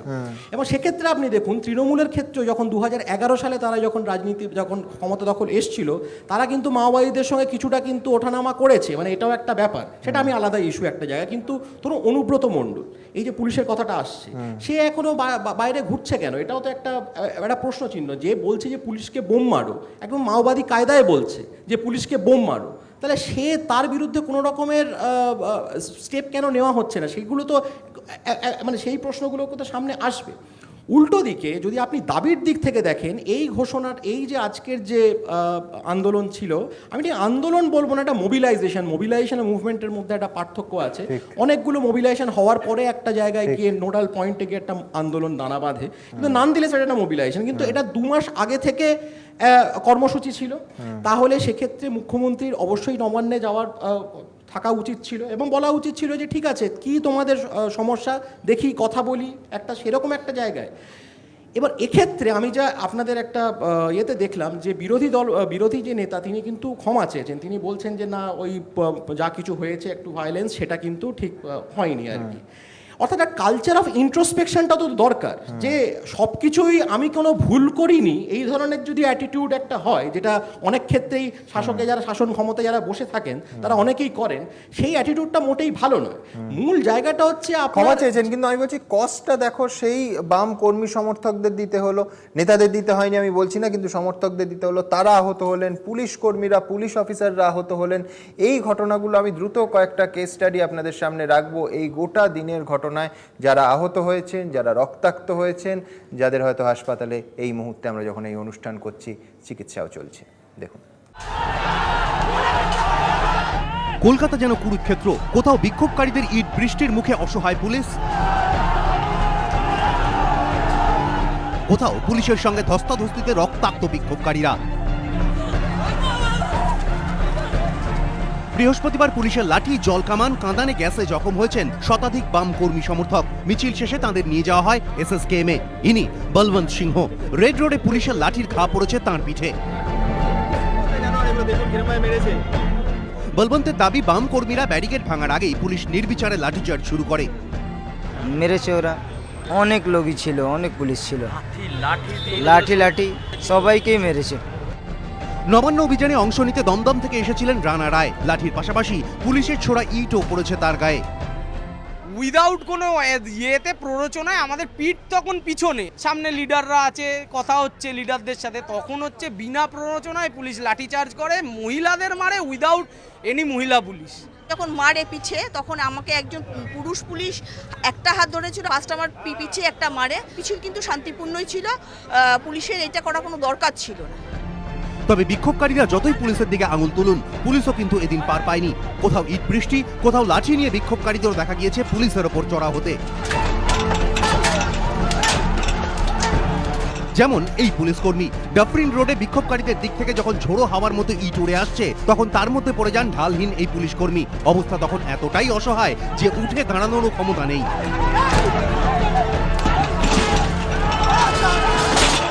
হেলমেট থাকায় উড়ে আসা ইট থেকে কোনো মতে মাথা বেঁচে যায়, কিন্তু ইটের আঘাতে হাত থেকে পড়ে যায় ওয়াকি টকি। শেষমেশ র্যাফের এক জওয়ান এসে তাকে তুলে নিয়ে যান। ডাফরিন রোডেও বিক্ষোভকারীদের ছোড়া ইট থেকে বাঁচতে হাতে মাথা ঢেকে ছুটে পালাতে দেখা যায় পুলিশ কর্মীদের। বামেদের অবস্থান বিক্ষোভ শেষেও শহরের রাস্তা জুড়ে পড়েছিল ইটের টুকরো, পায়ের চটি, জুতো। দিনভর খণ্ডযুদ্ধের সাক্ষী। সত্যজিৎ বৈদ্য, এবিপি আনন্দ, কলকাতা।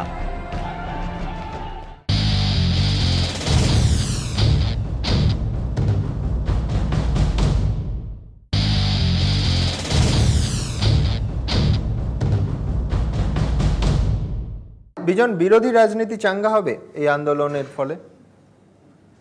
আমি দুটো আন্দোলনকে এক জায়গায় আনতে চাইছি। সাল 1993, 21শে জুলাই, আজ 2015 সালের 27শে আগস্ট। দুটোই একটা মহাকরণ অভিযান আর একটা নবান্ন অভিযান। দুটো পুলিশের মধ্যে একটাই পার্থক্য, আজ পুলিশ মার খেয়েছে, পুলিশ মেরেওছে। সেদিনও পুলিশ মেরেছিল, গুলিতে আহত হয়ে কলকাতার রাজপথে 13 জন প্রাণ হারিয়েছিল। তফাৎ আমার মনে হয়েছে এখানেই, যে আজকের পুলিশ, তৎকালীন বাম সরকারের পুলিশ 13 জনকে মারতে পেরেছিল, আজকের মমতার পুলিশ কাউকে গুলি করতে পারে। এটাই আমার মনে হয় আজকের আধুনিকতার পুলিশের এবং কলকাতা পুলিশের সাফল্য। সেই সাফল্যকেই আমি একটু দেখতে চাইছি। তার মানে তো আন্দোলন আগ্রাসী ছিল না। আমি অন্যভাবে দেখতে চাই, কলকাতার রাজপথে আজকে রাসমণি রোডে ইট বৃষ্টি এবং ইট পড়ে আছে। বামপন্থীদের বহু আন্দোলন বাংলার মানুষ সমর্থন করেন, বাংলার মানুষ বিভিন্নভাবে দেখেছে বামপন্থীদের আন্দোলনকে, অনেকেই সমীহ করেন, কিন্তু ইটপন্থী হতে বোধহয় বাংলার মানুষ আজ প্রথম দেখলেন। আন্দোলন গুলি, বোমা, এই একটু আগে শুনছিলাম কৃষকদের জন্য, কৃষকদের দাবি দেওয়া। তাহলে কৃষকদের দাবি দেওয়ার জন্য সত্যিই তো দরকার সরকারের সঙ্গে কথা বলবেন, সরকারের সঙ্গে আলোচনা করবেন, সেই আলোচনা দরকার। কিন্তু বামপন্থী নেতারা আজকের এই মিছিলকে নিয়ন্ত্রণ করতে হয় ব্যর্থ হয়েছেন, অথবা নিজেরা ইন্ধন জুগিয়েছেন হিংসাত্মক আন্দোলন হোক, এবং সেই হিংসা ছড়িয়ে গিয়ে কখনো কোনো বামপন্থী কর্মীর আঘাত লেগেছে। আমি এখানে বসে আছেন সাংসদ ঋতব্রত, আমি তার আঘাতে আমি চাইব দ্রুত তার আরোগ্য কামনা করব। তবে পুলিশ কর্মীরাও আহত হয়েছেন। সমীরবাবু যে কথা বলেছেন যে পুলিশ কর্মীরাও আমাদের বাড়ির কেউ না কেউ, তারাও পুলিশ খুন হয়ে যাচ্ছে, কারেন্ট রিচে পুলিশ আমি জানি আমি বলবো, আমি একটু প্রথমটা বলি, আমি কাউকে আঘাত করিনি। প্লিজ আমার বলাটার সময় আমাকে বলতে দেওয়া হোক। যখন ডিবেট হবে আর সমস্ত কলেজে এখন কি হচ্ছে, আজকেও তার লাঠি খেয়েছে 2টি মেয়ে আজকেও। সুতরাং এই যে জঙ্গি আন্দোলন নিয়ে জায়গা নেওয়া, আমি শুধু একটি কথা বলবো, 1894 সালে স্বামী বিবেকানন্দ স্বামী শিবানন্দকে একটা চিঠি লিখেছিলেন, যদি পড়েন কেউ দেখবেন সেখানে লেখা আছে, যদি তুমি তোমার কথা কাউকে শোনাতে চাও তবে তুমি তার গোলাম হয়ে যাও, জোর করে তুমি কারোর উপর কিছু চাপিয়ে দিতে যেও না। আজকে বারবার আমরা পশ্চিমবঙ্গের রাজনীতিতে বারবার দেখেছি। হ্যাঁ বিজন শেষ করুক আগে, প্লিজ। এই অশোক দা শেষ করতে দিন। বামপন্থীদের আন্দোলন প্লিজ আমি একটু বলে শেষ করতে দিন। ভাঙচুরটা যেদিন হলো, বিধানসভা ভাঙচুরটা যেদিন হলো, সেদিন এত গণতন্ত্র, এত সৌহার্দ্য, এত সহ্যশীলতা কিচ্ছু মনে থাকলো না, সবাই সব ভুলে গেলেন। বিজনকে বলতে দিন।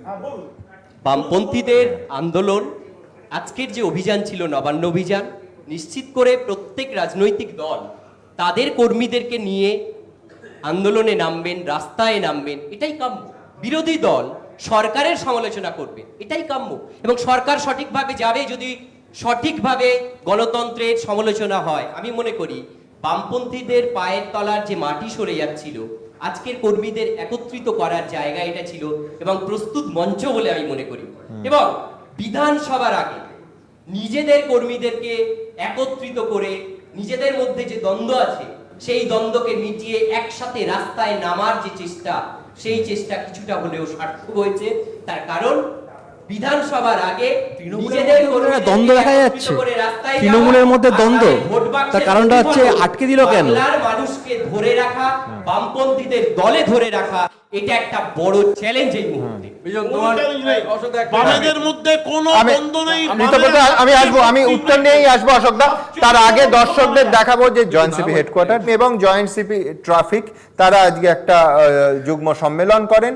তারা এই যে আজকে অশান্তি হয়েছে তার দায় যারা আয়োজক তাদের ওপর শুধু চাপিয়ে দিয়েছেন তা নয়, বলেছেন যে ব্যাগে করে ইট নিয়ে আসা হয়েছিল। দেখবো কি বলেছেন তারা।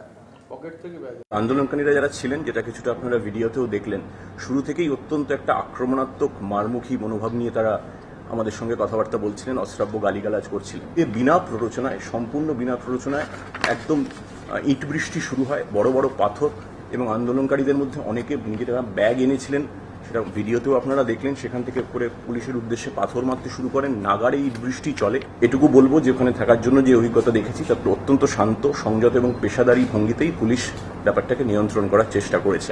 কেস করা হচ্ছে যারা এই বেআইনি যে ওখানে যে পুলিশের সঙ্গে যে ব্রিক ব্যাটিং আর পুলিশের সঙ্গে যে ভায়োলেন্সে ইনভলভ হয়েছে তাদের বিরুদ্ধে একটা এফআইআর রেজিস্টার করা হচ্ছে। সেটা এখনো ওয়ার্কআউট করা হচ্ছে। একটাই লোক চার ইট বের করে করে মারছে, তো ডেফিনেটলি এটা প্ল্যান্ড ভাবেই হতে পারে, না হলে তো একটাই লোক এত ইট বের করে মারতে পারে না।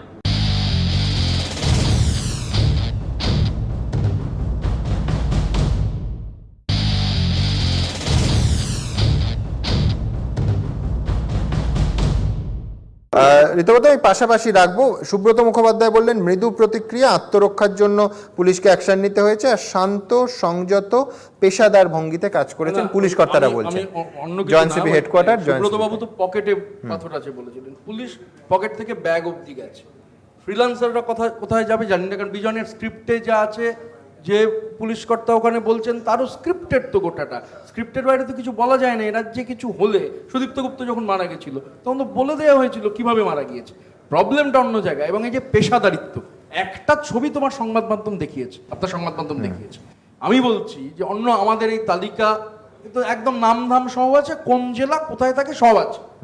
আমরা সবাইকে আমন্ত্রণ জানাচ্ছি, মানে যারা রাজনীতি করেন তাদেরও আমন্ত্রণ জানাচ্ছি, যারা ফ্রিল্যান্সার বিভিন্ন ভাষায় কথা বলেন তাদেরও আমন্ত্রণ জানাচ্ছি একটু দেখে আসার জন্য যে পুলিশের পেশাদারিত্বের চেহারাটা কিরকম, কি আক্রোশে, এবং আপনার কিন্তু সংবাদ এই মাধ্যম স্ক্রিপ্টে দেখিয়েছে। ঋতুপদ আমি একটু আরেকটা জিনিসও দেখাই যে না, এই আমি এই just স্ক্রিপ্টের একটা- টুইস্টটা এই যে আজকে কিন্তু প্রচুর সংখ্যক সাধারণ মানুষ না, তাদের ওইখানে যখন এই সংবাদ জনজীবন দেখছিলাম না, আমি বিপর্যস্ত দেখলাম- হওয়ায় তাদের আমি একটা অসুবিধা জিনিস হয়েছে। দেখলাম যে পুলিশ রয়েছে তো, উঠতি পড়া পুলিশ, হ্যাঁ পুলিশের ড্রেস, হ্যাঁ সিভিক ভলেন্টিয়ার। এনলার্জ করলে আমি বলছি, যখন শুরুতে দেখানো হচ্ছিল দেখা যাবে সিভিক ভলেন্টিয়ার ওখানে কি করছিল, সবাই জানে সিভিক ভলেন্টিয়ার কারা, এবং এটা দেখা দরকার, পুলিশে খুঁজে বার করুন। আমি আসবো, তার আগে একবার এই জনজীবন বিপর্যস্ত হয় সাধারণ মানুষের কোনো সন্দেহ নেই দুর্ভোগ পোয়াতে হলো। দেখুন, বামেদের নবান্ন অভিযান ঘিরে শহর ও শহরতলিতে ধুন্ধুমার, প্রতিবাদে কলকাতায় অবস্থান বামেদের। আর এই জোড়া গেরোর জেরে বৃহস্পতিবার বারবেলায় যানজটে হাঁসফাঁস করল তিলোত্তমার হৃদয়। মধ্য কলকাতায় ব্যাপক যানজটের জেরে রুট বদল হলো উপরাষ্ট্রপতির কনভয়েরও। দক্ষিণ কলকাতার এই বাসিন্দার গন্তব্য ছিল লালবাজার সংলগ্ন এলাকা, কিন্তু পার্ক স্ট্রিটেই তাকে কয়েক ঘন্টা অপেক্ষা করতে হয়। তীব্র যানজটে থমকে যায় তার গাড়ির চাকা। পার্ক সার্কাস ব্রিজে নো এন্ট্রি করে দিয়েছে, তা থিয়েটারও গড়েছে, ওদিকের ব্লক এদিকে ব্লক। আমাকে লালবাজার পিছনে রাধাবাজার অফিসে যাওয়ার আছে, কোনো কাজ হচ্ছে না। কোনো নেতা পার্টি এখানে সিটি মধ্যে এই সব করবার দরকার নাই। বামেদের কর্মসূচির কারণে এদিন রেড রোড, ডাফরিন রোড, মেও রোডের পাশাপাশি বন্ধ ছিল রানী রাসমণি অ্যাভিনিউ। এর ফলে চাপ বেড়ে যায় জওহরলাল নেহেরু রোডের ওপর।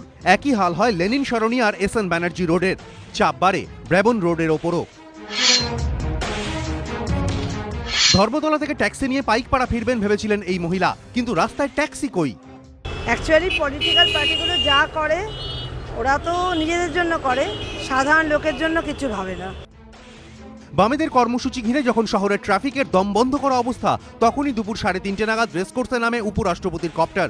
প্রথমে ঠিক ছিল রেড রোড দিয়ে তাকে রাজভবনে আনা হবে, কিন্তু ততক্ষণে ডাফরিন রোড ও রেড রোডে অবস্থানে বসে পড়েছে বামেরা। ফলে সিদ্ধান্ত বদল করতে হয় পুলিশকে।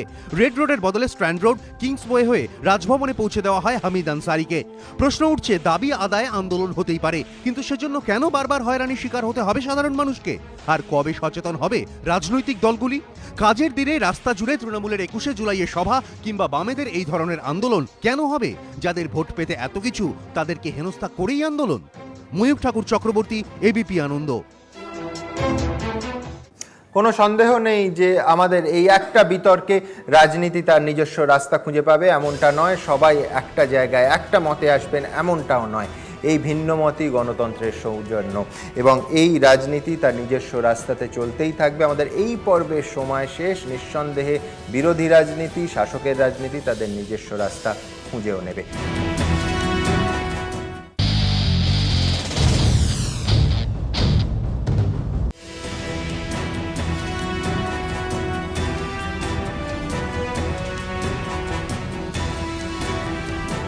যুক্তিতক্কের এই দ্বিতীয় পর্বে আপনাদের সবাইকে স্বাগত। আজকে যে বিষয়টা নিয়ে আমাদের দ্বিতীয় পর্বের অনুষ্ঠান, সেটাও যথেষ্ট বড়। হ্যাঁ, এই পিটার মুখার্জির ঘটনার বাজারেও যথেষ্ট বড়। তার মোটামুটি 3টে কারণ। এক, যে এই বিতর্ক সভার প্রস্তাবটি 12টি শব্দের। ইদানিংকালে এত বড় প্রস্তাব আমি দেখিনি, সুতরাং যথেষ্ট বড় এবং ব্যতিক্রমী। 2 নম্বর হচ্ছে যে বিষয়টি নিয়ে আমরা আলোচনা করছি, উইথ আ সিরিয়াস নোট, 28 লক্ষ মানুষ, 28 লক্ষ নিত্যযাত্রী এই বিষয়টার সঙ্গে যুক্ত। এর থেকে বড় বিষয় আর কি হতে পারে? এবং তৃতীয়, যদি সত্যি কোনো দ্বন্দ্ব, কোনো সমস্যা, কোনো সংকট থেকে থাকে, আর সেই থেকে থাকাটা হয় নারী পুরুষের মাঝখানে, অর্থাৎ পুরুষ প্রকৃতির মাঝখানে, তাহলে সৃষ্টির এর থেকে বড় সংকট আর কি হতে পারে?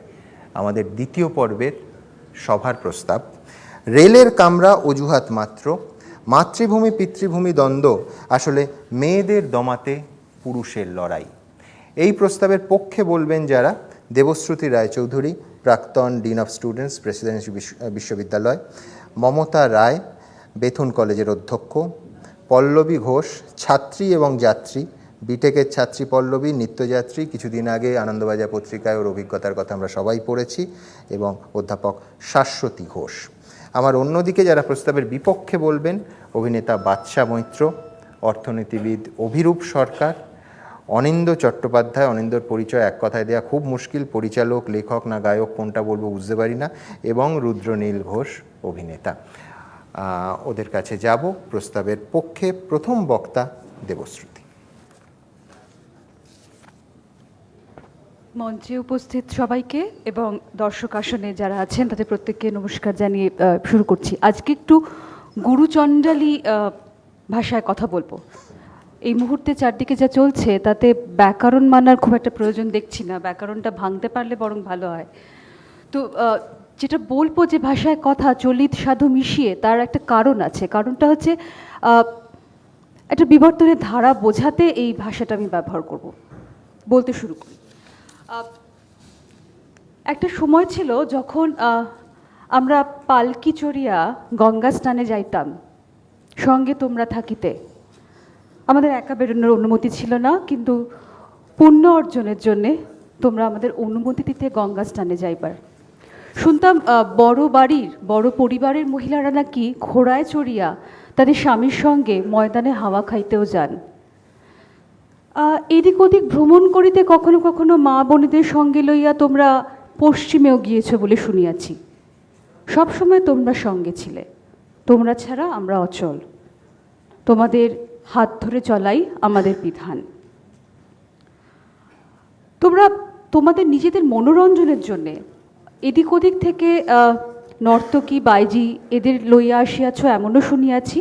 সেও পাহারা দিয়া তোমাদের ইচ্ছা অনুযায়ী। তারা একা একা ভ্রমণ করিয়াছেন এমন কখনো হয় নাই। তারপর ধীরে ধীরে সময় পাল্টায় থাকিল। স্বাধীনতা আন্দোলনের সময় বা তার আগে পরে জাতীয়তাবাদী আন্দোলনে আমরা দেখিলাম আমাদের প্রয়োজন পড়িল, কারণ ভারত মাতা তাকে তোমরা নারী রূপে তুলিয়া ধরিলে। তো সেক্ষেত্রে মেয়েদের শিক্ষার প্রয়োজন পড়িল, মেয়েদের বিদ্যালয়ে যাইবার প্রয়োজন পড়িল, মেয়েদের কলেজে যাইবার প্রয়োজন পড়িল। সেক্ষেত্রেও পালকি নিজস্ব যে বাড়ির যে পরিচারক যারা থাকেন তাদের সঙ্গে লইয়া আমাদের যাইবার অনুমতি মিলিল। ধীরে ধীরে আমরা বাইরে আসিতে লাগিলাম।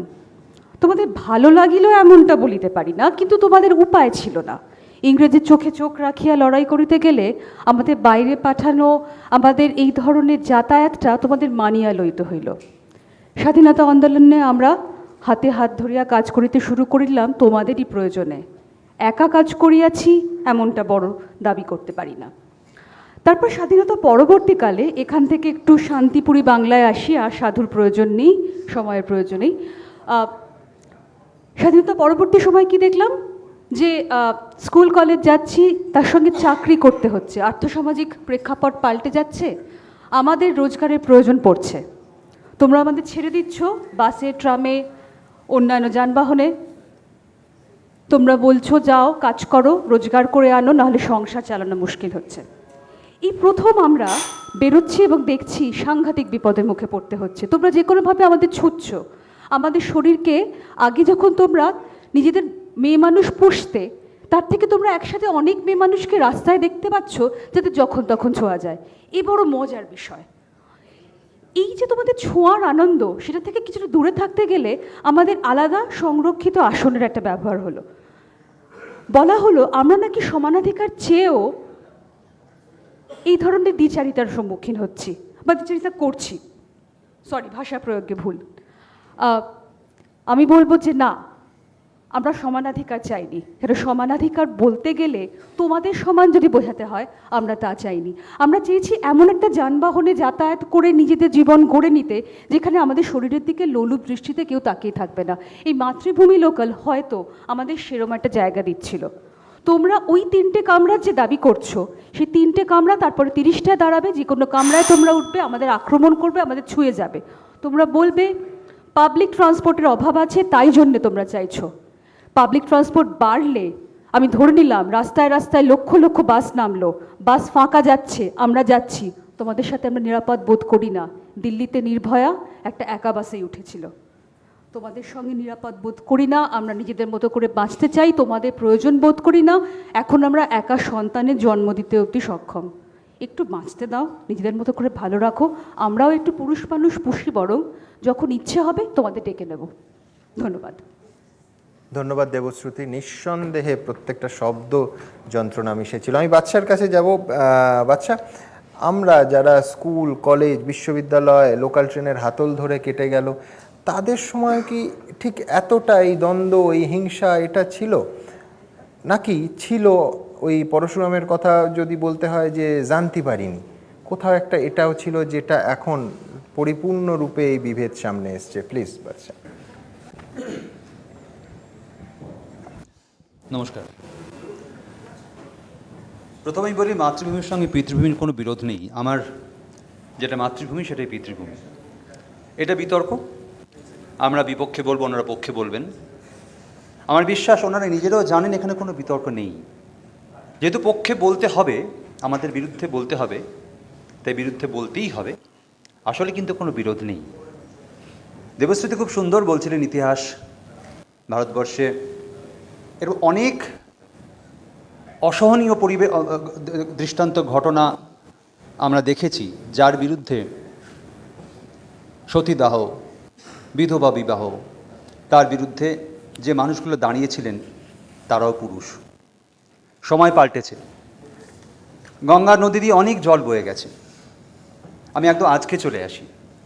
এই সময় পাল্টাতে পাল্টাতে আজকে যেখানে এসেছি আমরা, সেখানে আমাদের দেশে এই মুহূর্তে ভারতবর্ষের একটা অত্যন্ত প্রাচীন দল, রাজনৈতিক দল কংগ্রেস, তার সভানেত্রী একজন মহিলা। এই রাজ্যের মুখ্যমন্ত্রী একজন মহিলা। তামিলনাড়ুর মুখ্যমন্ত্রী একজন মহিলা, তার অ্যাবসেন্স একজন পুরুষ। কিছুদিন দায়িত্ব পালন করেছেন তিনি, আসার পর তাকে গদি ছেড়ে দিয়েছেন।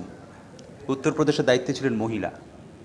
স্টেট ব্যাংক চালাচ্ছেন মহিলা, পেপসি চালাচ্ছে মহিলা। এর মধ্যে আমাদের গর্ব আছে, অহংকার আছে, যে একসঙ্গে কাঁধে কাঁধ মিলিয়ে ছেলে এবং মেয়ে কাজ করছে। যেটা দেবশ্রুতি বলছে যে হ্যাঁ, ওই আমরা একসঙ্গে থাকতে চেয়েছি, বিভেদ চাইছি না। একটা যে ট্রেন যেটা শুধু মহিলার জন্য রাখা হচ্ছে, হতে তো পারে সেই ট্রেনটায় কোনো একজন মহিলার সঙ্গে যে বৃদ্ধ বাবা যেতে চান, তার সন্তান যেতে চান, তার ভাই যেতে চান, তার স্বামী যেতে চান। তিনি হাঁ করে দাঁড়িয়ে থাকবেন স্টেশনে, ট্রেনটা বেরিয়ে যাবে, সে তারপরের ট্রেনে ভিড় ঠেলতে ঠেলতে যাবেন। হতে পারে সেই বাবাকে নিয়ে মিলিটারির কোনো হসপিটালে যাওয়ার থাকতে পারে। এরকম তো হতে পারে না যে সবসময় তাকে একাই যেতে হবে। তা আমার খালি মনে হয় যে বিরোধটা মাতৃভূমি পিতৃভূমির নয়, বিরোধটা দর্শনের। যেমন একসঙ্গে চলতে চাই কি না। যখন মেয়ে পোষা হতো, তার বিরুদ্ধে ভারতবর্ষ রুখে দাঁড়িয়েছে, মেয়েরা রুখে দাঁড়িয়েছে, তার সঙ্গে আমরাও রুখে দাঁড়াচ্ছি।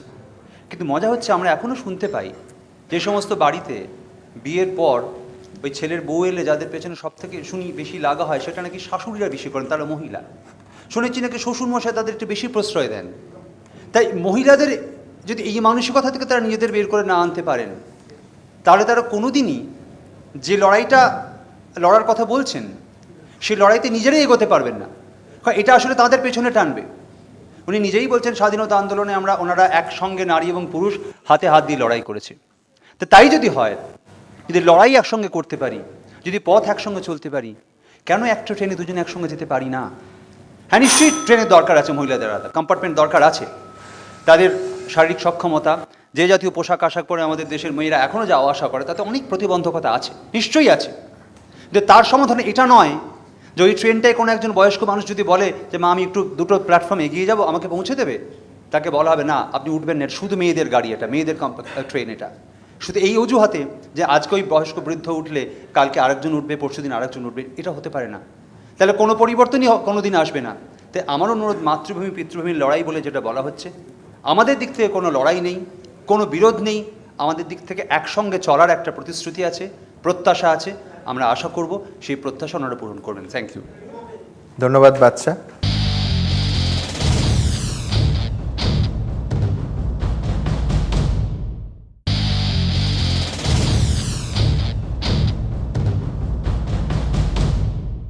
প্রস্তাবের পক্ষে মমতাদি। আমার শুধু একটাই প্রশ্ন থাকবে, যে 39টা সিট থাকে একটা বাসে, 13টা মাত্র লেডিস বলে লেখা থাকে মেয়েদের জন্য সংরক্ষিত, আর অন্য কোনো সাধারণ সিটে কোনো মেয়ে বসতে চাইলে তখন তার দিকে যে কটাক্ষ এবং যে ব্যবহারটা করা হয়, তাতে মনে হয় যে এই সংরক্ষণের কি আদৌ লাভ হয় নাকি লোকসানি বেশি? প্লিজ। সবাইকে নমস্কার। আমি প্রথমেই এবিপি আনন্দকে এরকম একটি বিষয় আজকে বিতর্কটা ইনভার্টেড কমার মধ্যে আয়োজন করার জন্য সমস্ত মেয়েদের পক্ষ থেকে আন্তরিক ধন্যবাদ জানাচ্ছি। আমি বাদশাকেও ধন্যবাদ জানাচ্ছি, উনি বলেছেন যে এটি বিতর্কের বিষয় নয়। অবশ্যই এটি একটি আলোচনার বিষয়। আমরা যে ঘটনাটি ঘটেছে সেটি উপলক্ষ একটি, আর বলা হয়েছে যে মেয়েদের দমাতে পুরুষের লড়াই, একটি অসাধারণ কথা। আজকে মেয়েদের দমাতে লড়াই করতে হচ্ছে, আমরা অনেকটা এগিয়ে এসেছি, পুরুষদের লড়াই করতে হচ্ছে, কিন্তু আসল জায়গাটা আমি একটু তুলে ধরার চেষ্টা করি। এই মাতৃভূমি পিতৃভূমি যে ঘটনাগুলি ঘটেছে 17 এবং 19শে অগাস্ট, সেই ঘটনাগুলির প্রেক্ষিতে দু ধরনের পুরুষ মানুষ। আমরা অনেকটাই ভুলে যাচ্ছি যে শীততাপ নিয়ন্ত্রিত কক্ষে বসে রেল কর্তারা তারা হঠাৎ করে ঠিক করলেন যে 4 জোড়া মাতৃভূমি লোকাল চলছে, সেখানেও পুরুষদের অনুপ্রবেশ, আমি অনুপ্রবেশ কথাটাও ভেবে বলছি, অনুপ্রবেশ নিয়েই গণ্ডগোল হয়। সংরক্ষিত কামরায় পুরুষদের অনুপ্রবেশ নেই, সেই অনুপ্রবেশকে বৈধতা দিয়ে একটি অধিকারের প্রবেশ করে দিলেন রাতারাতি। এবং মেয়েরা কেন তাতে আন্দোলন করলেন সেটা নিয়ে প্রশ্ন পুরুষদের মনে উঠল, আরেক শ্রেণীর পুরুষের মধ্যে। তারা অত্যন্ত সহিংস বিদ্বেষের সাথে 17 এবং 19 তারিখে নানান ধরনের নিগ্রহের ঘটনা ঘটালেন।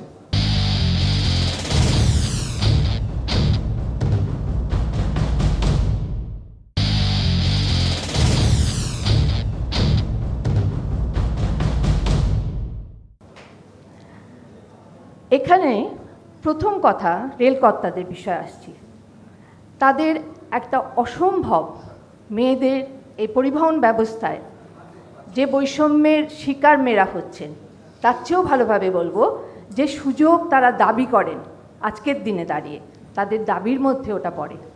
সেই সুযোগের প্রতি সম্পূর্ণ অবিবেচনা এবং উদাসীনতা দেখালেন। অথচ এই কর্তারাই 2014 সালে যে স্ট্যান্ডিং কমিটি হয়েছিল অন ইন্ডিয়ান রেলওয়েজ, এবং যে 23তম প্রতিবেদন এই স্ট্যান্ডিং কমিটি দিয়েছিলেন লোকসভা এবং রাজ্যসভায় সবেমাত্র 14 ফেব্রুয়ারিতে। এই কমিটির প্রতিবেদনটি ছিল suburban train services with special reference to security of women passengers. সেখানে কিন্তু পরিষ্কারভাবে তাদের কাছে জানতে চাওয়া হয়েছিল যে মেয়েদের জন্য পরিবহন এবং মহিলা নিরাপত্তা, মহিলাদের যে বিশেষ পরিবহনের কাছে আজকের দিনে চাহিদা আছে, সে বিষয়ে রেল কী করেছে। তখন তারা বলেছিলেন 36টি বিশেষ লেডি স্পেশাল চলছে এবং 16টি পশ্চিমবঙ্গে।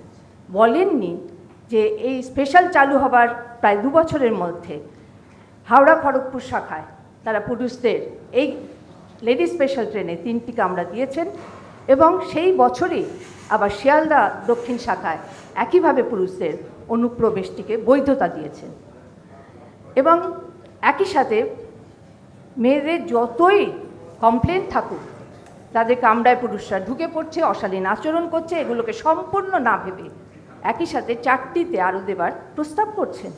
কি অদ্ভুত কাণ্ড! এই কর্তারাই অথচ আন্তর্জাতিক নানান জায়গায় গিয়ে তারা কথা বলেন, এবং এটাও তারা জানেন বিশ্বব্যাংক এই সহস্রাব্দে তারা বিশ্বব্যাংক কী ধরনের পরিবহন নিয়ে গবেষণা করছেন, তথ্য বিশ্লেষণ করে বলছেন যে যে সমস্ত উন্নয়নকামী দেশগুলি মেয়েদের সমানাধিকার প্রতিষ্ঠা করতে চাইছেন সেই দেশেরই উন্নতির জন্য, সেই সব দেশগুলির জন্য পরিবহনকে কিভাবে অনুদান দেওয়ার সময় মনে রাখতে হবে কতটা তার জেন্ডার ইম্প্যাক্ট। এগুলো কি তারা পড়েন না?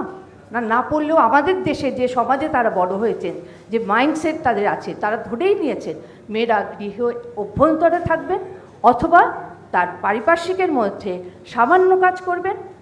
অত্যন্ত উজ্জ্বল ছাত্রী, সে ভালো কলেজে আসবে না, সে সেইখানে যে মফস্বলে থাকে সেইখানকার যা কলেজ আছে সেইখানে তার সায়েন্স পড়ার ইচ্ছা থাকলে, আমি এরকম অনেক দেখেছি বিদ্যালয়গুলোতেও সায়েন্স পড়ার ইচ্ছা, পরিবহন নেই, মেয়েরা পড়তে পারছে না, কাছে স্কুলে ভর্তি করা হচ্ছে। এই জায়গাগুলো পরিবহন এমন হতে হবে, মেয়েদের সমস্যাগুলো নিয়ে ভাবতে হবে, সেই রকম সুযোগ করে দিতে হবে, তাহলেই কিন্তু এই যে লিঙ্গ সাম্য আসবে, যে সাম্যে ভারতবর্ষ এখন 142টি দেশের মধ্যে গ্লোবাল জেন্ডার গ্যাপ রিপোর্টে খুব খারাপ জায়গা আছে, আপনাদের বললে আপনারা শিউরে উঠবেন। অতএব এটা কিন্তু সত্যি আমরা যা দেখছি সামনে মাতৃভূমি পিতৃভূমির লড়াই, কিছু পুরুষ মানুষ হুলিগ্যানিজম করলেন, তাদের কিন্তু বিদ্বেষ, এই মেয়েরা কেন বাইরে যাবে, তারা কেন নিজের ক্ষমতায় নিজের পায়ে দাঁড়িয়ে পরিবার এবং সমাজকে এগিয়ে নেবার যে সংগ্রাম করছে সেই সংগ্রামটা বুঝবেন না। অতএব এই যে দুটো ভিন্ন স্তরের পুরুষ মানুষরা একজন উদাসীনতা দেখিয়ে অবিবেচনার কার্য করলেন, আর একদল পুরুষ মানুষ যাদের আমরাই শিক্ষক শিক্ষিকারাই পারিনি যথার্থ শিক্ষা দিতে, তারা মেয়েদের ওপর যথেচ্ছাচার করলো। এটা নিশ্চয়ই সমাজের মধ্যে কোথাও বীজ আছে, সেই বীজটিকে আমাদের সবাই মিলে উপড়াতে হবে। আমি প্রথমে আবারও করে বাদশাকে ধন্যবাদ দিচ্ছি একটি কারণে, যে ও প্রথমেই বলেছে এটা বিতর্কের বিষয় নয়। অতএব আমাদের প্রতিপক্ষে যারা আছেন অত্যন্ত সংবেদনশীল মানুষ, তাদের জন্য আজকে আমার একটু কষ্টই হচ্ছে, তাদের বিতর্ক করতে হচ্ছে। ধন্যবাদ। ধন্যবাদ মমতাদি। আমার পরের বক্তা অভিরূপদা। অভিরূপদা, অর্থনীতিবিদ হিসেবে কোথাও কি মনে হয় যে আসলে সমস্যাটা যোগান আর চাহিদার? যে রেল দফতর 9টা বগির জায়গায় 12টা বগি চালাতে পারে না, এবং গত কয়েক দশকে পূর্ব রেলের ক্ষেত্রে 1 ইঞ্চি জমিও পাওয়া যায়নি, অর্থের সমস্যা আছে, রেল লাইন বাড়েনি 1 ইঞ্চিও, আসলে ছেলেদের আর মেয়েদের লড়াইটা নয়, দুপক্ষেরই লড়াই পরিকাঠামোর বিরুদ্ধে। প্লিজ। প্রথমে বলি, আমরা বোধহয় বিষয়টা থেকে একটু সরে এসেছি। একটু যদি সাবধানীভাবে বিষয়টার দিকে দেখি, আমরা বুঝতে পারবো আমাদের বিষয়ে কোথাও বলা হচ্ছে না যে লিঙ্গ বৈষম্য নেই। আমি নিজে বিশ্বাস করি, আমার মনে হয় এখানে সবাই বিশ্বাস করবেন, যে সারা পৃথিবীতে এবং অবশ্যই ভারতবর্ষে প্রবলভাবে লিঙ্গ বৈষম্য আছে, মেয়েদের ভীষণ অসুবিধার একটা জায়গা আছে, এবং পুরুষ যুগে যুগে মেয়েদের অবদমন করে এসেছে। এটা নিয়ে কিন্তু কোনো বিতর্কই চলতে পারে না, এটা সত্যি। কিন্তু যেটা বুঝতে হবে যে আজকের বিষয়টা তা নয়। আজকের বিষয়টা হলো এই যে পুরুষ নারীকে অবদমন করে রেখেছে, তার কি কোনো ছায়া আমরা এই রেলের কামরায় দেখতে পাচ্ছি? এবং সেখানে আমি বলবো না, দেখতে পাচ্ছি না। কেন বলবো? আমি কয়েকটা কারণ দেখাবো। প্রথম কথা হচ্ছে, এই যে মেয়েদের জন্যে আলাদা একটা ট্রেন, এটার উচিত কি উচিত নয় সেই প্রসঙ্গে একটু পরে আসছি, কিন্তু এই যে মেয়েদের জন্য আলাদা একটা ট্রেন, এখানে কিন্তু বৈষম্যের শিকার হচ্ছেন পুরুষরা, মেয়েরা নন। যে পুরুষকে বনগাঁ লোকাল যারা দেখেছেন, চড়েছেন, আমি দীর্ঘ 20 বছর ট্রেনে চড়েছি, আমি জানি একটা ভয়াবহ ভিড় হয় সেখানে, নারী পুরুষ কিচ্ছু ঠিক থাকে না।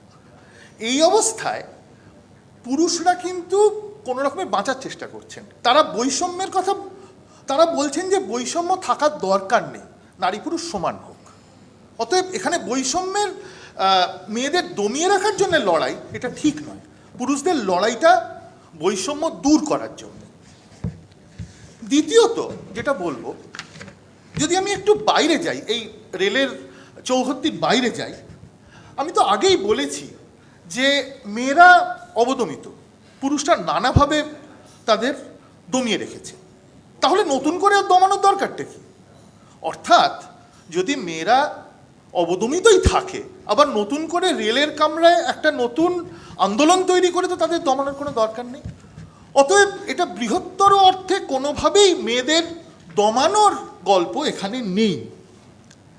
তৃতীয়ত আমি বলবো, মেয়েদের যদি এই প্রসঙ্গে আসি যে মেয়েদের আলাদা কামরা দরকার কিনা, অবশ্যই দরকার, অবশ্যই দরকার। আমরা প্রত্যেকে জানি যে কিছু পুরুষ, তাদের নরপশু বললেই ঠিক হয়, তারা বাসে এবং ট্রেনে মেয়েদের সঙ্গে যেভাবে ব্যবহার করেন, দিনের পর দিন একটা মেয়েকে সেই অত্যাচারটা সহ্য করতে হয়। তাই আমি বলবো যে অবশ্যই আলাদা কামরা দরকার, কিন্তু যারা এই যে নরপশুর মতো ব্যবহার করেন, তাদের কিন্তু আমি ব্যতিক্রম বলবো। তাদের দিয়ে সমস্ত পুরুষ জাতটাকে বিচার করা ঠিক নয়। এখন একটা জনরোষ যখন দেখা যাচ্ছে, যখন একটা আন্দোলন দেখা যাচ্ছে, সেটা কিন্তু এই ব্যতিক্রমী লোকদের দিয়ে হয় না। এখানে নিশ্চয়ই একটা অন্য ক্ষোভ দানা বেঁধেছে, যে ক্ষোভটার কথা আমি বললাম। ভিড় অসম্ভব হয়ে উঠছে ট্রেনে ওঠা, এবং এখানে যদি চোখের সামনে দিয়ে একটা অপেক্ষাকৃত ফাঁকা ট্রেন চলে যায়, তাহলে প্রত্যেকেরই খারাপ লাগে। প্রত্যেককেই বাড়ি যেতে হয়, তাদের পরিবার অপেক্ষা করছে। প্রত্যেককেই যখন অফিসে আসতে হয়, তাদের বসের খাড়া তার মাথার উপর ঝুলছে। এখন এই ব্যাপারগুলো যদি ভেবে দেখি, তাহলে বলবো এটা নারী পুরুষের দ্বন্দ্ব নয়, এটা বাঁচার লড়াই। ধন্যবাদ অভিরূপদা। আমার পরের বক্তা প্রস্তাবের পক্ষে পল্লবী ঘোষ। পল্লবীর আনন্দবাজারের লেখা আমাদের স্তম্ভিত করে দিয়েছিল, যখন পল্লবী বলছিল যে হুমকি শুনতে হচ্ছে যে কদিন এই পুলিশ থাকবে, দেখে নেব পরে, যেটা কোনো দিন সংবাদ মাধ্যমে এবিপি আনন্দে বা আনন্দবাজারে আসবে না। যে হুমকি, যে আতঙ্ক, সেটা কি ক্রমশ ছড়াচ্ছে, মাত্রা ছাড়াচ্ছে? পল্লবী। নমস্কার। প্রথমেই বলি, আজকের এই টপিকটার মধ্যে দিয়ে কিন্তু আমরা সমালোচনা করব না কাউকে, পুরুষ নারী এই ভেদাভেদটাও মানব না, আমরা আলোচনা করব। সেক্ষেত্রে আমাদের এই সমাজ নারী পুরুষ একটা ভেদাভেদ তো করেছেন, সেটা সব দিক থেকেই। তবে আমি যেটা বলবো, সেটা নারী পুরুষ কিন্তু একটা মানসিক অবস্থা, সেটা উত্তেজিত হয়ে গেলে সেটা প্রকাশ পায়, কে নারী কে পুরুষ সেটা নির্বিশেষে। এক্ষেত্রে একটা দেশ এবং জাতি সবার একটা ঐতিহ্য কতটা সে মানে, সে কতটা উঁচুতে আছে, সেটা কিন্তু বোঝা যায় সে কতটা নারীকে সম্মান করতে পারছেন এবং নারী সুরক্ষাটা কতটা দিতে পারছেন। এই যে প্রত্যেকটা সময়, এটা আজকের বলে না, এটা স্বাধীনতার পর থেকে, স্বাধীনতার আগেও দেখেছি যে নারীদেরকে একটা মানে নিচু করে রাখার একটা প্রবণতা সব দিকে আছে। এখন রান্নাঘর থেকে নারী যদি বেরিয়ে এসে একটা পুরুষকে নিয়ন্ত্রণ করেন, সেটা মেনে নেওয়া যায় না। সেটা আমাদের প্রত্যেকটা বাড়ির একটা চিত্র, সেটা আমাদের সবারই চোখে পড়ে।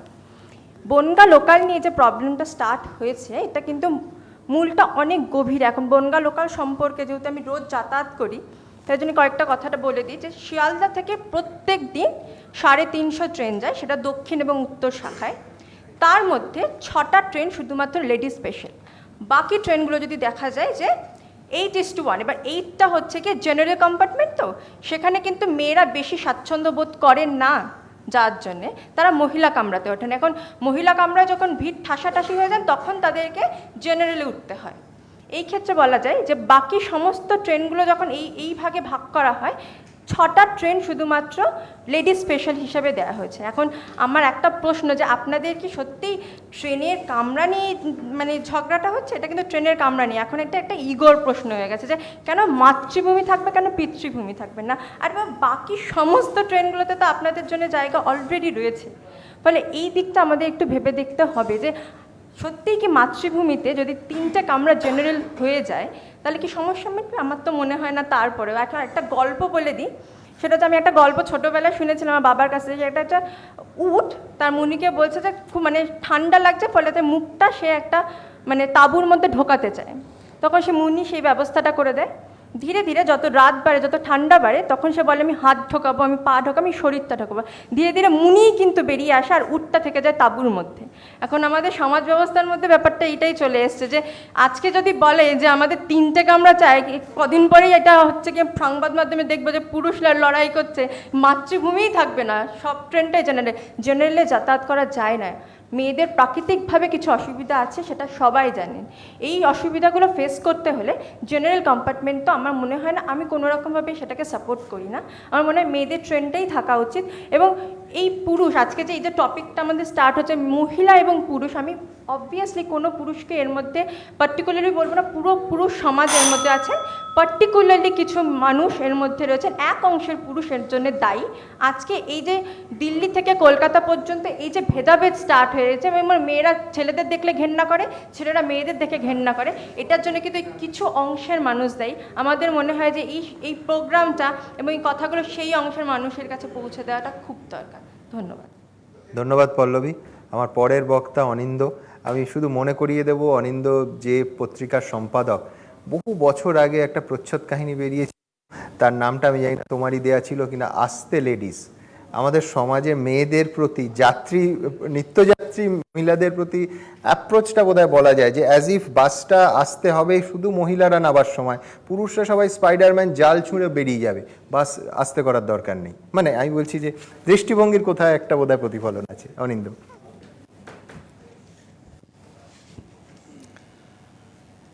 বিতর্ক শুরু করার আগেই অসম্ভব ভয়ে আছি, তার কারণ বিষয়টা এমন তা সত্যি সত্যি কিছুটা ওপারের দিকে ঝুঁকে রয়েছে।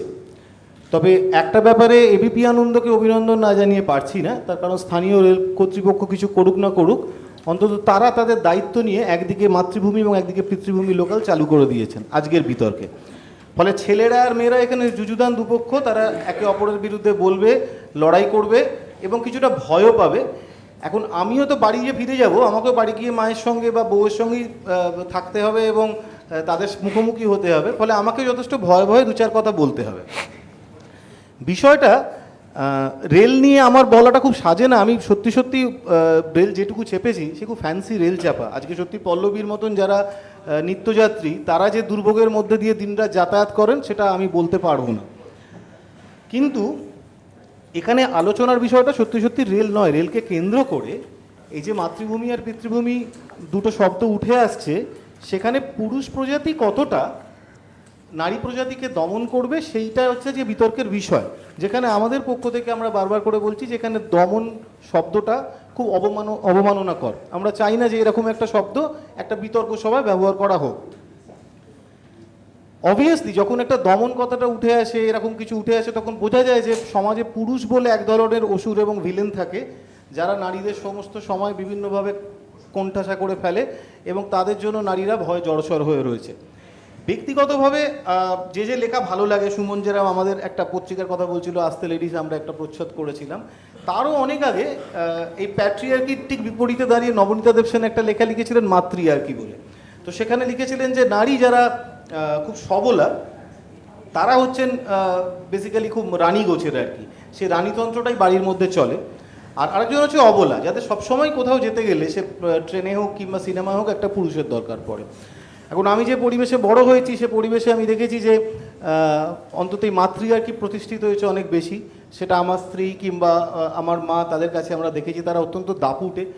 এবং একটু আগে বলছিল যে রান্নাঘর থেকে বেরিয়ে নাকি কেউ তাদের নিজস্ব দখল প্রতিষ্ঠা করতে পারে না। আমাদের বাড়ি থেকে তো উল্টো চিত্র দেখেছি, রান্নাঘর থেকে যারা বেরোয় তাদের হাতেই পুরো বাড়ির দখল, তারা যা বলবে মোটামুটিভাবে সেটাই হবে। আমরা ভয় কাঁটা হয়ে মাঝে মাঝে থাকি, মাঝে মাঝে বাড়িতে আসি, দু একটা ফুট টুট কাটি। এখন ব্যাপার হচ্ছে যে নারীতন্ত্র আর পুরুষতন্ত্র এই দুটো যে আলাদা আলাদাভাবে এদেরকে আমরা যে দেখতে শিখলাম, অর্থাৎ বাবা পক্ষ আর মা পক্ষ, যদিও আমার কাছে মা পক্ষের গলার জোর অনেক বেশি বাবা পক্ষের তুলনায়, কিন্তু আমার যেটা নিজের মনে হয় যে এটাও বুঝতে পেরেছি অনেক বড় হওয়ার সাথে সাথে যে মা পক্ষ বা বাবা পক্ষ কারোর দিকেই আমাদের কিন্তু একদিকে যদি আমরা ঝুঁকে পড়ি সেটা বোধহয় ঠিক হবে না। মানে নারী, পুরুষ আর নারী ঠিক এতটা সহজ বাইনারিটা নয় আর কি। মানে ব্যাপার হচ্ছে যারা নারীদের দমন করতে চাইছে তার মধ্যে যদি পুরুষ থাকে, কিছু পুরুষ আছে, কিছু মানুষ আছে, কিছু অমানুষ আছে, আবার তার সঙ্গে কিছু নারী আছে, তারা সব কিন্তু মিলেমিশে জড়িয়ে রয়েছে। কিছুটা পুরুষযুক্ত নারী যারা নারীদের দমন করছে। আমি একটা ছোট্ট উদাহরণ দিচ্ছি যে আজকে দমানোর ক্ষেত্রে কীরকম হয়। ধরুন একই মহিলা যাকে হয়তো জিজ্ঞেস করা হলো যে এই আপনার মেয়ের বিয়ে হয়েছে, কিরম আছে মেয়ে এখন, বললো মেয়ে দারুণ আছে, জামাই এত ভালো, মেয়েকে জিজ্ঞেস করে ছাড়া একটা ফোঁটা কাজ করে না, বাড়ির ভেতরেও অন্য কিছু এক ঘর থেকে অন্য ঘরে যেতে গেলে একবার করে মেয়েকে জিজ্ঞেস করে যায়। বললো আপনার বৌমা কিরম হয়েছে, বললো বৌমা একটু কিরম হয়েছে, আসার পর থেকে দেখছি ছেলে না একদম পুরো বউ ভেড়ুয়া হয়ে গেছে, খালি বউকে সব কথা জিজ্ঞেস করে করে একটা জায়গায় যায়। তাহলে দেখুন একই জিনিস একদিকে দুটো বাড়িতে আলাদা আলাদাভাবে হচ্ছে, কিন্তু দুজনের দৃষ্টিভঙ্গি আলাদা হয়ে যাচ্ছে। ফলে মুশকিলের জায়গাটা হচ্ছে যে আমরা যে এই একটা যুযুদান দুটো পক্ষ করে রেখেছি, এই জায়গাটা আমার মনে হয় বিতর্কের সব থেকে মুশকিলের জায়গা। দমানোর প্রশ্নটা এখানে আসা উচিত নয়, মাতৃভূমি বা পিতৃভূমি নয়। ছোটোবেলা থেকে বয়েজ স্কুলে বড় হয়েছি, পড়ে বড় হয়েছি, আমি জানি যে বয়েজ স্কুলে পড়ার কতটা খারাপ অবস্থা।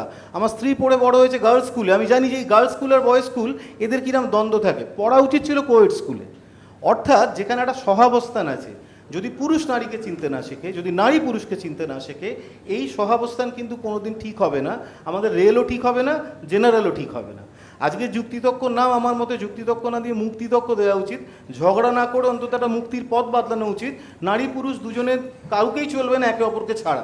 যদি এভাবে আমরা না বাঁচতে পারি তাহলে আমাদের সমাজটা গোল্লায় যাবে এবং সম্পূর্ণ ধ্বংস হয়ে যাবে। Thank you. ধন্যবাদ অনিন্দ। পরের বক্তা শাশ্বতীদি। অনিন্দ বলছিল চিনতে পারা, অনেকেই বলছেন যে চিনেছেন, একেবারে হাড়ে হাড়ে চিনেছেন। প্লিজ। ধন্যবাদ। আমি প্রস্তাবের পক্ষে বলবো, কারণ আমি সত্যি বিশ্বাস করি রেলের কামরা একটা অজুহাত। তাকে কেন্দ্র করে আমাদের ভেতরের যে নারী বিদ্বেষটা আছে সেটা একটা খুব কুৎসিত চেহারা নিয়ে সামনে এসছে। কারণ এখানে সবার আন্দোলনটা হওয়া উচিত ছিল রেল কর্তৃপক্ষের সিদ্ধান্তহীনতার বিরুদ্ধে।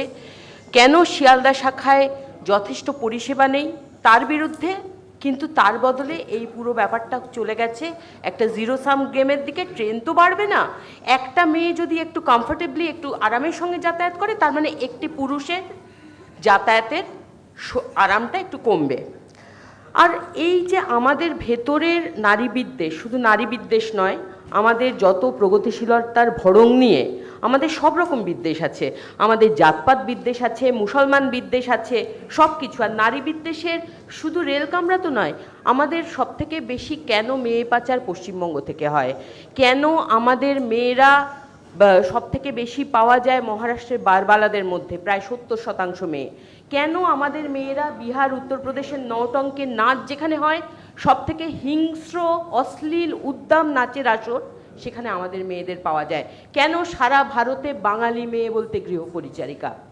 তার কারণ আমরা কেন আমাদের মধ্যে এত রাজনীতির মেয়ে কম, কেন আমাদের মধ্যে এত অনুসরণ করার মতো মেয়ে কম, তার কারণ আমাদের প্রগতিশীলতার ভড়ঙের আড়ালে আমরা আমাদের মেয়েদের বিসর্জন দিয়ে মেয়েদের ব্যবহার করে একটু আরামে থাকতে শিখেছি। আমাদেরই তো এক উত্তর প্রজন্ম, পূর্ব প্রজন্ম, প্রথম ডাক্তার এবং প্রথম স্নাতক কাদম্বিনী গাঙ্গুলি, তিনি সারা রাত একটা কষ্টকর প্রসবের পর সকালে যে বাড়িতে প্রসব করাতে গিয়েছিলেন সেই বাড়ির লোকেরা তাকে নিচু দাওয়ায় একটা ভাঙা পাত্রে জলখাবার দিয়েছিল।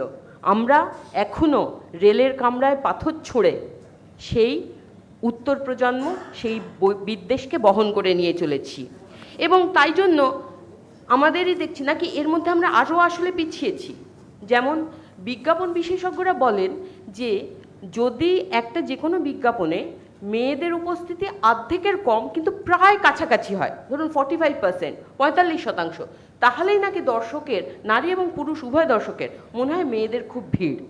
আজকে 28 লক্ষ যাত্রীর মধ্যে রেলের আধিকারিকদের হিসেব অনুযায়ী 1/3 মেয়েরা, অর্থাৎ সেক্ষেত্রে প্রায় 9 লক্ষ হবেন মেয়ে যাত্রী। এই মাতৃভূমি লোকাল মাত্র 40,000, যদি আমি ফুল অকুপেন্সি ধরি 40,000, এটা রেল আধিকারিকদের হিসেব। এর মধ্যে সংবাদপত্রে যেগুলো বেরিয়েছে বলেছেন তারা যে 40,000 নারী যাত্রীকে বহন করে।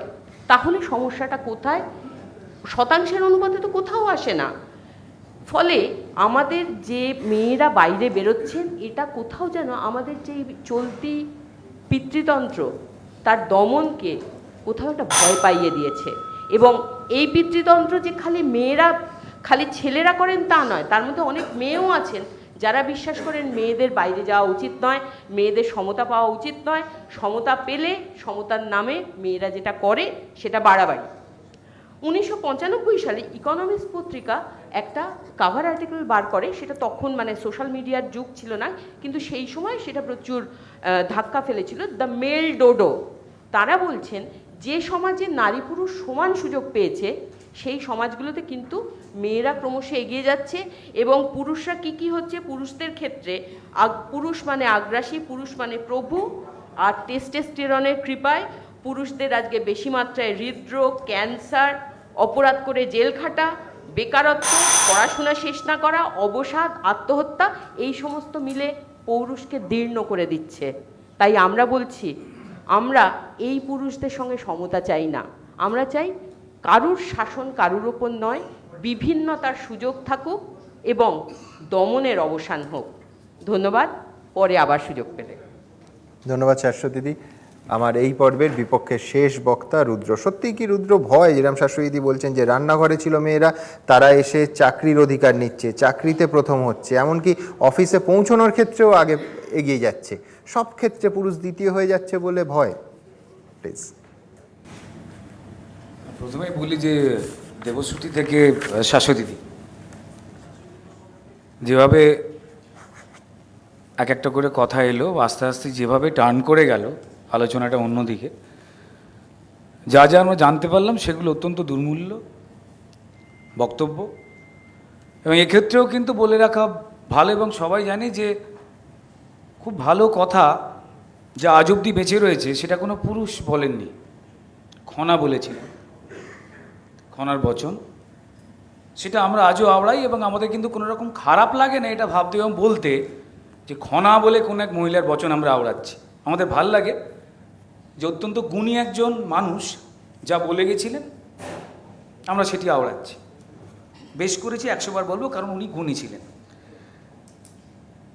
এর মাঝখানে যে যে ঘটনাগুলো ঘটেছে, যেটা ট্রেন নিয়ে যে অশান্তি, তার মাঝখান থেকে কি সত্যি কোনো রকমভাবে পুরুষ কি দাবিয়ে বা দমিয়ে রাখার চেষ্টা করছে, যে প্রসঙ্গটা উঠে এসেছিল, সেক্ষেত্রে আমার শুধু একটা জিনিস বড় করে মনে হয়, বোধহয় লড়াইটা যেটা নিয়ে হচ্ছে, যে সময়ে লড়াইটা হচ্ছে, ঠিক সে সময় বেঁচে থাকাটা বড্ড বেশি কঠিন হয়ে গেছে। কারণ এটা কেউ বেড়াতে যাওয়া ট্রেন নয়। বেড়াতে যাওয়ার জন্য বেশ কিছু মানুষ হাওয়া খেতে খেতে বেড়াতে যাবেন, আর বেশ কিছু মানুষ গাদাগাদি করে ভিড়েতে বেড়াতে যাবেন, এরম বোধহয় ঘটনাটা নয়। একটু আগেই বোধহয় অভিরূপদাই বোধহয় কথার প্রসঙ্গে বোধহয় তুলেছিলেন একটা জিনিসের জায়গায়, যে একটা কোথায় মনের মধ্যে বিভিন্ন রকম জায়গা থেকে, যা বাঁচবার জায়গা থেকে আমাদের যা যা ক্ষোভ, যা যা রাগ তৈরি হচ্ছে, আমরা সামান্য কোনো একটা বিষয়তেই অস্থির হয়ে উঠছি এবং তার জন্য রিয়্যাক্ট করছি।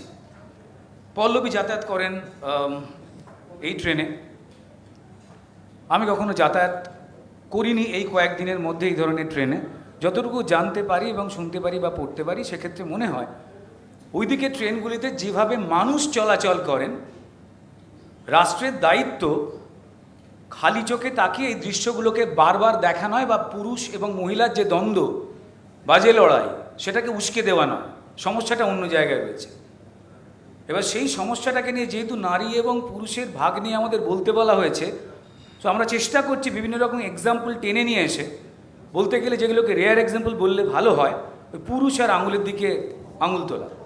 পল্লবী একটা ভালো কথা বলেছেন যে এমন একটা জায়গায় না আলোচনাটা চলে যায়, আমরা যে যে ছবি দেখতে পেয়েছি খবরের কাগজের পাতায়, যারা প্রত্যক্ষ সেই সমস্ত দিনগুলোতে যেখানে এই গণ্ডগোলগুলো হচ্ছিল, বা এখনও হয়তো না হলেই ভালো বোধহয়, আর যারা ছিলেন, মারমুখী মানুষ দেখেছি আমি, পুরুষ এবং নারী।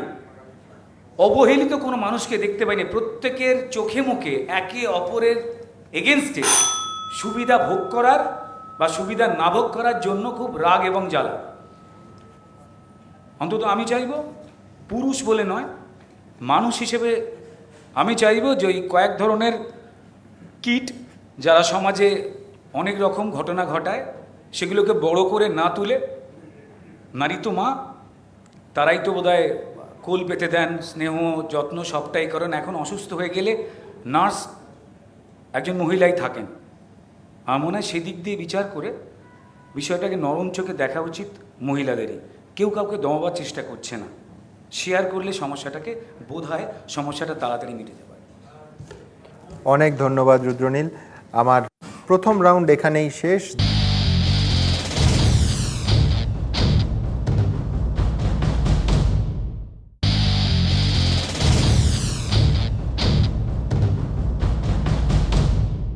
দ্বিতীয় রাউন্ড শুরু করব, তার আগে শুধু একটাই সংশয়। রুদ্র বলছিল যে চোখে মুখে রাগ দেখেছে। পরবর্তীকালে আমরা দেখেছি যারা গ্রেফতার হলো, যুগল রানা, রঞ্জন শীল, নগেন, ভগত, তারা কেউ নিত্যযাত্রী নয়। তাদের কারুর সাট্টা জুয়ার ব্যবসা আছে, একাধিকবার গ্রেফতার হয়েছে। তাহলে এই ভিড়ে, এই নারীদের বিরুদ্ধে পুরুষদের ভিড়ে এই মানুষগুলো কেন? তাহলে কি কোথাও নারী বনাম পুরুষ লড়াইটা নয়? আমার দ্বিতীয় পর্ব শুরু হচ্ছে। দেবশ্রুতি। লড়াইটা অবশ্যই নারী বনাম পুরুষের। আমি খুব অল্প সময়, তাই আমি বিপক্ষের বক্তাদের কিছু বক্তব্য ধরে কয়েকটা মন্তব্য করতে চাইব। বাদশাহ উদাহরণ দিয়েছিলেন যে অনেক কিছু পাল্টে গেছে সমাজে, ক্ষমতার শীর্ষে বিভিন্ন জায়গায় নারীরা বসে আছেন। ক্ষমতার শীর্ষে থাকা নারী আর রোজ রাস্তায় নেমে লড়াই করা জীবনযাপনের জন্য নারী সম্পূর্ণ আলাদা, এই দুটো আমাদের বুঝতে হবে এবং তাদের সমস্যাটাও সম্পূর্ণ আলাদা বুঝতে হবে। উনি বলেন যে শাশুড়িরা অত্যাচার করেন আর শ্বশুররা স্নেহশীল হন, এরকম উদাহরণ প্রচুর। কোন স্ট্যাটিস্টিক্স এই উদাহরণ দিচ্ছে আমি জানি না, আমি বরং পরিসংখ্যানগতভাবে বলতে পারি ভারতবর্ষে গত কয়েক বছরে পুরুষ শ্বশুর ঠিক কত সংখ্যক মহিলাকে ধর্ষণ করেছেন এবং তার কতগুলো ঘটনা রিপোর্টেড হয়েছে, কতগুলো হয়নি। অভিরূপ সরকার অত্যন্ত বিদ্বজ্জন একজন, নিজেকে এত কন্ট্রাডিক্ট করেছেন, আমি সেখানে আর নতুন করে কিছু বলবো না। উনি বললেন বনগা লোকালে বড্ড পুরুষের ভিড়, বুঝতে হবে তাদের যন্ত্রণাটা কোথায়। এই ভিড়টা আমাদের দেশের আর্থসামাজিক কারণে, এবং সেই ভিড়ের সুযোগ নিয়ে উনি বললেন কয়েকজন নরপশু হয়ে যায়, তাদের দায় সব পুরুষ কেন নেবে? সত্যি কথা, কিন্তু এই নরপশুদের বার করার, তাদের ফিগার আউট করার দায়িত্বটা কে নেবে? তার মধ্যে যে কজন মহিলা অপমানিত অসম্মানিত হবে, উনি পারবেন তাদের ক্ষতে প্রলোভ দিতে? পারবেন বলে মনে হয় না। অনিন্দ অসম্ভব সুবক্তা, আজকেও অসম্ভব সুন্দর কথা বললেন। অনিন্দ, যে সম্মানের সঙ্গে মা স্ত্রীকে দেখার কথা আপনি বললেন, তার মধ্যে এক ধরনের স্যাটায়ার ছিল।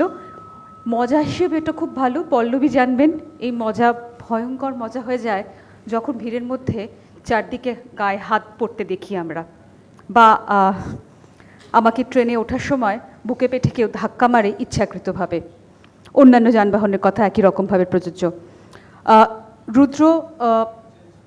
রুদ্রনীল, বন্ধু হিসেবে রুদ্র বলে ফেললাম, সরি। রুদ্র খনার বচনের উদাহরণটা আমি সত্যি বুঝিনি। মাঝে মধ্যে এই একজন মহিলার নাম করে এই পেট্রোনাইজিং যে টেন্ডেন্সিটা, সেটা থেকে আমাদের বোধহয় বেরিয়ে আসা উচিত। আমরা আর পুরুষের এই পেট্রোনাইজিং টেন্ডেন্সির অপেক্ষা করি না আজকাল। আর রাষ্ট্রকে অভিভাবক হতে বলে দায় সেরে ফেলাটা খুব সুন্দর, খুব সহজ। রাষ্ট্রের ভূমিকা আমরা দেখছি, খুব বেশি আস্থা রাখতে পারছি বলে মনে হয় না। নমস্কার। ধন্যবাদ। বাচ্চা দেবশ্রুতি পুরো নোটটা এরা বেঁধে দিয়েছে, বিনা যুদ্ধে নাহি দেবো সূচাগ্র মেদিনী। এটা লড়াই নয়, কোনো লড়াই নেই এখানে। ক্ষমতার শীর্ষে বসে থাকা মহিলা, তার সঙ্গে যে নিত্যযাত্রী ট্রেনে, তার সঙ্গে আকাশ আর পাতালের পার্থক্য আমরা জানি। বিষয়টি দৃষ্টিভঙ্গির, যে কোন দৃষ্টিভঙ্গিতে পুরুষ সমাজ একজন মহিলাকে দেখছে। সেই দৃষ্টিভঙ্গিতে যিনি ক্ষমতার শীর্ষে আছেন তিনিও মহিলা, যিনি ট্রেনে রোজ যাচ্ছেন তিনিও মহিলা। যে প্রশ্নটা দৃষ্টিভঙ্গির যে পরিবর্তন হয়েছে, পুরুষরা সেটা মেনে নিয়েছে, আমি সেটা বলতে চেয়েছি। আর এই শ্বশুর শাশুড়ির বিতর্কে যাচ্ছি না আমি, ওটা ঠিক আমি পরিসংখ্যান হিসেবে বলিনি। এটা একটা দৃষ্টিভঙ্গি, এটা আমরা বিভিন্ন মাধ্যমে বিভিন্ন মানুষের কাছে শুনে থাকি, ঠিক পরিসংখ্যান দিয়ে বিষয়টা বলা নয়। আমি যেটা বলতে চাইছি সেটা হচ্ছে যে, যেটা সুমন বলছিলেন যে এই ঘটনায় যারা ধরা পড়েছে তাদের মধ্যে অনেকে আছে তার নিত্যযাত্রী নয়। এখন কথা হচ্ছে তার মানে এই ঘটনাটা যে নিত্যযাত্রী যারা ডেলি প্যাসেঞ্জার, তারা যে ঠিক মহিলাদের বিরুদ্ধে একটা সাংঘাতিক জেহাদ ঘোষণা করেছেন প্রত্যেকে, তা নয়। একটা ঘটনা ফ্লেয়ার আপ করেছে, তখন তার সঙ্গে আরও কিছু অ্যান্টি সোশ্যাল তার এর মধ্যে ইন্ধন জুগিয়েছে, তাদের নিজস্ব কিছু ইন্টারেস্ট থাকতে পারে। কিন্তু আমি বলবো, যেটা পল্লবী বলছিলেন যে একটা খুব সামান্য কয়েকটি মাত্র মহিলা ট্রেন আছে, তা না করে যদি বিষয়টি এরম হয় যেই সামান্য কয়েকটি ট্রেন না রেখে যদি যে ট্রেনগুলো চলে তাতে একটা মহিলা কম্পার্টমেন্টের বদলে যদি 2 বা 3টে রাখা হয়, আর যে মহিলা ট্রেনটা যাচ্ছে তাতে যদি 2 কম্পার্টমেন্ট বা 3টে কম্পার্টমেন্ট পুরুষদের রাখা হয়, তাহলে বোধহয় বিরোধটা থাকে না। নাহলে যেটা হচ্ছে, যেটা মহিলাদের মধ্যে একটা অদ্ভুত মানসিকতা, যেটা পল্লবীর কথায় বেরিয়ে আসছে, যে তারা নিজেদের মুনি মনে করছে আমরা উট, এবং এই উট যদি সারারাত্রি শীতে দাঁড়িয়ে থাকে আর মুনি যদি তাঁবুর ভেতরেই থাকে, উট কিন্তু একদিন না একদিন মুনিকে গুঁতিয়ে তাঁবু থেকে বের করবে, তাই সমস্যার সমাধান হবে না। তাই মুনি এবং উট দুজনকেই শীতের রাতে তাঁবুর মধ্যেই থাকতে দিতে হবে। Thank you. ধন্যবাদ বাচ্চা। মমতা রায়। উল্টো দিকে যারা বলছেন তাদের বলার মধ্যে অনেক বিষয়বস্তু আছে, কিন্তু খুব সংবেদনশীল মানুষ তারা। মা এবং স্ত্রীর কথাও বলেছেন, অনিন্দ বলেছেন। সত্যি আমি দেখেছি আমাদের যে পারিবারিক চিত্র সাধারণ বাঙালিদের মধ্যে, সেখানে যথেষ্ট মা এবং স্ত্রীর প্রতিপত্তি থাকে, এটা আমরা একটু অস্বীকার করছি না। কিন্তু সেই প্রতিপত্তিটা কিভাবে, প্রতিপত্তিটা আমরা কি অর্থে নেব, তার স্ত্রী সেখানে কিছু বলছেন, এবং বলছেন কোন বিষয়, সংসারের খুঁটিনাটি বিষয়, সংসারের খুঁটিনাটি। মেয়েরা যখন সেই খুঁটিনাটি ছেড়ে বৃহত্তর জগতে পা রাখছেন এবং নিজেদের প্রতিষ্ঠা করা এবং নিজেদের প্রতিষ্ঠার মাধ্যমে সন্তান এবং পরিবারকে প্রতিষ্ঠা করার যে যুদ্ধ চালাচ্ছেন, সেই যুদ্ধটার সাথে কিন্তু এই পারিবারিক স্নেহ, ভালোবাসা, অম্ল মধুর সম্পর্কের কোথায় মিল আছে আমি ঠিক খুঁজে পেলাম না। প্রতিদিন নিত্যযাত্রীদের অধ্যাপক সরকার বলেছেন যে লেডি স্পেশাল বেরিয়ে গেল, হু হু করে পুরুষরা হাঁ করে অপেক্ষা করতে থাকলেন। ব্যাপারটা কিন্তু সেটা নয়, কারণ যে পরিমাণ ইএমইউ কোচগুলো আছে আপনারা জানেন, বারবার বলা হচ্ছে বিভিন্ন কমিটিতে, এবং রেল কর্তারাও জানেন যে 12 থেকে 15টি কোচ না থাকলে এইভাবে চালাতে গেলে মেয়েদের এই প্রতিদিনের নিগ্রহ সহ্য করতে হবে।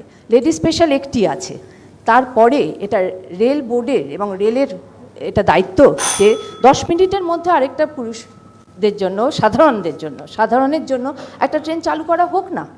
কেন হবে না? এখানে 3টি কামরা খালি যাচ্ছে বলে বিরাট ক্ষতি হয়ে যাচ্ছে, এবং তার চেয়েও বড় কথা আমি বলবো, এই ক্ষতিটা কোনো ব্যাপারই নয়, সময়টা যেটা অধ্যাপক সরকার বলেছেন। তাহলে এমন ব্যবস্থা করতে হবে 10 কি 15 মিনিটের মধ্যে আরেকটা সাধারণ ট্রেন ওই রুটে চালু করতে হবে। আধ ঘন্টার তফাৎ আছে, সেখানে 10 থেকে 15 মিনিট কেন করা যাবে না, এটা কিন্তু ভাবতে হবে। পুরুষদের জন্য অপ্রতুল যানবাহন ব্যবস্থা। অতএব আমি আবার করেই বলবো যে আজকে বিতর্কটা হচ্ছে, সেখানে ওনারা ভীষণভাবে চেষ্টা করছেন কিছু কিছু পয়েন্ট নিয়ে আসার, কিন্তু সেই পয়েন্টগুলোর সাথে অদ্ভুতভাবে বাস্তবের যে চিত্রটা সেটা খুব মিল আমি পাচ্ছি না। কারণ আমিও যখন ছাত্রী ছিলাম 80 দশক পর্যন্ত মাঝে মাঝে ট্রেনে, মফস্বল থেকে ট্রেনে করে আসতে হতো, দেখেছি মেয়েদের কামরায় কিভাবে পুরুষদের অনুপ্রবেশ হয়। শুধু তাই না, মেয়ে ভেন্ডাররাও, তারাও যখন তাদের জিনিসপত্র নিয়ে মেঝে ছড়িয়ে বসে থাকে, নিত্য মহিলা যাত্রীরা, তারা কোন কামরায় উঠবেন আপনারা বলুন? অতএব আর যা কিছু দৈহিক নির্যাতন, অশালীন আচরণ, এই সমস্তগুলো আপনারাও যেমন জানেন, আমরাও জানি, সেটাই কিন্তু একটা জায়গায় দাঁড়িয়ে আছে যাতে সংরক্ষণের প্রয়োজন হয়েছিল। এই সংরক্ষণের প্রয়োজন এখনও হচ্ছে, এতেই আমরা লজ্জিত থাকি, কিন্তু সেই প্রয়োজনটাকে আমরা এখনও অস্বীকার করবার জায়গায় নেই। সেই ঘটনাগুলি সেদিকেই দেখিয়েছে, নির্দেশ করেছে। নমস্কার। ধন্যবাদ মমতাদি। অভিরূপ পর খুব গুরুগম্ভীর আলোচনা হচ্ছে, একটু বিষয়টাকে লঘু করা দরকার। একটা গল্প বলি। গল্পটা ঔপন্যাসিক কমল কুমার মজুমদারের নামে চলে, তার কাছে আমি স্কুলে পড়েছি। কমলবাবু একদিন বাসে উঠবেন বলে দাঁড়িয়ে আছেন, ভীষণ ভিড় বাসটা এসেছে, উনি জানা না হয় বলে ভিড় ঠেলে উঠে পড়লেন, এবং লোকেও ভাবলো বোধহয় সঙ্গে কোনো মহিলা আছেন বলে একটু জায়গা করে দিল। উঠে পড়ার পরে পাঞ্জাবি কন্ডাক্টর জিজ্ঞেস করলো কাহা জানা না হয়, তখন উনি বললেন জানা না দিল মে হ্যায়। তো এই হচ্ছে গল্প। এখন এর থেকে দুটো জিনিস অনুধাবনযোগ্য। একটা হচ্ছে নারীর জায়গা কিন্তু পুরুষের হৃদয়ে। আমরা যতই বৈরিতার কথা বলি, আসলে সম্পর্কটা পরস্পরের পরিপূরক, এটার মধ্যে কোনো বৈরিতা নেই। যদি আমরা বলি, একবার দেবশ্রুতি বললেন যে পুরুষ ছাড়াই আজকাল নারী সন্তান লাভ করতে পারেন, এইসব প্রকৃতির বিরুদ্ধে না যাওয়াই ভালো। অর্থাৎ আমার মনে হয় যে নারী পুরুষের যে সহজ সরল সম্পর্ক, সেটার কথাই ভাবা যাক। এটা ঠিকই যে কিছু অত্যন্ত বদমাইশ নরপশু আছে, তাদের জন্য পুরুষ যাত্রা কলঙ্কিত হচ্ছে। দেবশ্রুতি বললেন যে আমি কি করে এই খারাপ লোকদের টেনে বার করা হবে। আমি কিন্তু একবারও বলছি না যে লেডিস কম্পার্টমেন্ট থাকবে না, অবশ্যই থাকা উচিত, আমি তো বারবার বলছি। কিন্তু আমি শুধু বলছি যে কয়েকটা নরপশুর কথা ভেবে সারা পুরুষ যাত্রাকে কলঙ্কিত করবেন না। আর দ্বিতীয় কথা হচ্ছে, অবশ্যই ট্রেন বাড়াতে হবে, অবশ্যই ট্রেন বাড়াতে হবে, অবশ্যই ট্রেন বাড়াতে হবে। নমস্কার। ধন্যবাদ। পল্লবী, পরের বক্তা। আমার আগে কারা কারা বলেছেন আমার অতটা নোট ডাউন করা নেই, তবে যে কথাগুলো আমার কানে এসছে তার মধ্যে যেটুকু আমার লিখে রাখা, একটা প্রথমে বলা হয়েছে যে ট্রেনের বৃদ্ধ পিতা কিংবা বাবা উঠলে তারা কোথায় বসবে।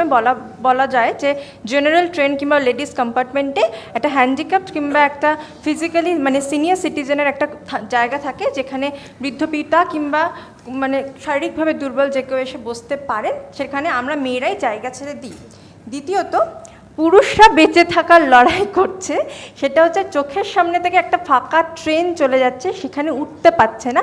পুরুষদের চোখে সে একটা মানে একটা দুর্বল একটা চোখ, সেটা মেনে নেওয়া যাচ্ছে না, বা সেখানে নাকি লেডিস ট্রেনে যদি তাদের উঠতে দেওয়া হয় তাহলে বোধহয় তাদের একটা মানে সেই অধিকার কিংবা সেই হিংসাটা থাকে না।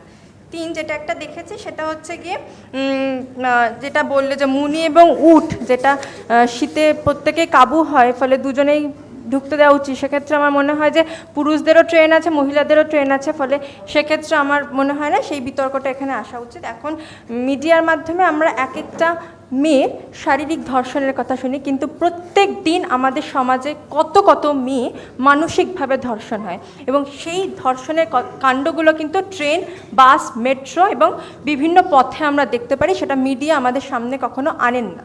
এক্ষেত্রে বলা দরকার যে একটু আগে বললেন যে নারীর জায়গা কিন্তু পুরুষের হৃদয়। হ্যাঁ, নিশ্চয়ই আপনারা আমাদেরকে সেই সম্মানটুকু দিয়েছেন যে আপনাদের হৃদয়, এবং অনেকেই বলেন যে নারী অর্ধেক আকাশ, কিন্তু যখন মেয়েরাই একটা ট্রেন চাইছে তখন কিন্তু দেখা যায় যে পাথর মানে লাঠিসোঁটা নিয়ে সেক্ষেত্রে একটা হামলা করার পদ্ধতি চলে আসছে, সেক্ষেত্রে আমাকে একটু অবাক করছে। ফলে আমার যেটা মনে হয় এই সমস্যার একটাই সমাধান, সেটা একদম মূল যে গভীরে পৌঁছে গেলে যে ট্রেনের সংখ্যা বাড়াতে হবে। 12 বগির ট্রেনের সংখ্যা, যেটা আমি কিছুদিন আগে জানলাম, সেটা খুব ব্যয়বহুল এবং প্রচুর খরচা হয়। আমার মনে হয় সেই দিকে দৃষ্টি দিলেই খুব ভালো হয়, এবং এই মেয়ে ছেলের এই বিভাজনটা না করে সবার সুবিধার কথা ভাবলে বেশি বেটার হয়। ধন্যবাদ। ধন্যবাদ পল্লবী। যেখানে নারীরা থাকবে জুড়ে পৃথিবীর অর্ধেক আকাশ, অর্ধেক আকাশের নয়, এখন আকাশ দখলের লড়াই। অনিন্দ, আমার কেমন একটা ধারণা ছিল যে এর পরের যে বিশ্বযুদ্ধটা হবে, মানে কবে হবে এখনও অবশ্য সুমন অ্যানাউন্স করেনি এবিপি আনন্দে, কিন্তু সেটা ধর্ম নিয়ে হবে। কিন্তু আমার এখন আজকে বিতর্ক সভায় মনে হচ্ছে না বিশ্বযুদ্ধটা আসলে নারী বনাম পুরুষে হবে, ওটাই তৃতীয় বিশ্বযুদ্ধের ভবিতব্য। তার কারণ যে দুটো পক্ষের ওপর এতটা রেগে আছে, এটা খুব ভারী আশ্চর্যের যে একটা পক্ষ দেখছে 3টি ফাঁকা কামরা নিয়ে একটি ট্রেন চলে যাচ্ছে বলে পুরুষরা নাকি গায়ে একই ভয়ঙ্কর তাদের জ্বালা হচ্ছে। কেন চলে গেল? আমার মনে হয় যে শুধুমাত্র ফাঁকা ট্রেন চলে গেল বলে নয়, আমাদের অনেক সংখ্যক নারী চলে গেল ট্রেন করে, এটার জন্য হয়তো তারা রাগারাগি করছে। আবার উল্টো দিক থেকে দেখলে যে নারীরাও যারা রয়েছেন, নারী পক্ষ যারা, তারা ভয়ঙ্কর খড়গগ্রস্ত হয়ে রয়েছেন যে পুরুষ মাত্রই হচ্ছে ভয়ঙ্কর যৌনলোভী কিছু মানুষ, যারা মহিলারা যে কামরায় আছেন তার গায়ে গায়ে আসবে। এবং ট্রেনে সত্যিই আমরা দেখেছি যে একটা মহিলা যদি এক জায়গায় দাঁড়িয়ে থাকেন, তাকে কেন্দ্র করে যে ভিড়, আশপাশে অতটা ভিড় নেই। ভিড়ের কিছু চরিত্র আছে, ভিড়ের মধ্যে যারা থাকে তারা পুরুষ কিংবা নারী নয়, ভিড়ের মধ্যে থাকে মানুষের যে চরিত্র, তার মধ্যে কিছু অমানুষ থাকে, যেরকম বলছে কিছু নরপশু থাকে। আমরা যে ভদ্রলোককে দেখি যে পরম মমতায় তার নাতির জন্য বিস্কুট কিনে নিয়ে যাচ্ছেন, তিনি বনগা লোকালে ওই ভিড়ের মধ্যে দাঁড়িয়ে একটি ছাতা নিয়ে যে কী দুষ্কর্ম করতে পারেন সেটা কারোর কোনো ধারণা নেই। এবার ব্যাপার হচ্ছে যে এমন একটা জায়গায় বাস করিয়ে তৃতীয় বিশ্বে, যেটা ভয়ঙ্করভাবে সেক্সুয়ালি রিপ্রেসড একটা জায়গা, যেখানে প্রত্যেকটা মানুষ তার বিভিন্ন রকম তাড়নার বিভিন্ন রকম আউটলেট খুঁজে বেড়াচ্ছে, কেউ জানে না কোথায় কী হবে। এর বড় কারণ কি? এর বড় কারণ হচ্ছে পপুলেশন। আমি বিরাট এই যে এতটা ভিড় হয়ে গেছে, একটা ভিড় ট্রামে চ্যাপলিনের সিনেমার মতন, একদিক থেকে একটা লোক উঠলো, অন্যদিক থেকে বেরিয়ে যাচ্ছে। তাহলে এই বিশ্বযুদ্ধ ঠেকাতে গেলে যা বোঝা যাচ্ছে, একটা বড় মড়ক না লাগলে কোনো উপায় নেই।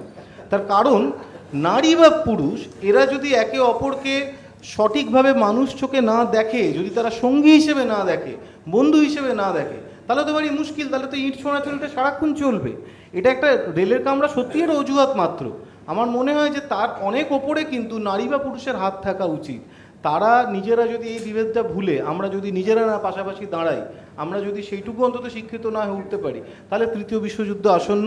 আমার মনে হয় সেখানে মাতৃভূমি, পিতৃভূমি, আমি জানি না আর কি ভূমি হতে পারে, কিন্তু একটা অনুরোধ আবার আমি বলছি, সহাবস্থানের দিকে যদি আমরা জোর না দিই, যদি সহশিক্ষা, একসঙ্গে চলা, সেটার দিকে যদি আমরা জোর না দিই, তাহলে কিন্তু এই বিপদ আমাদের কোনোদিন কাটবে না সভ্যতার।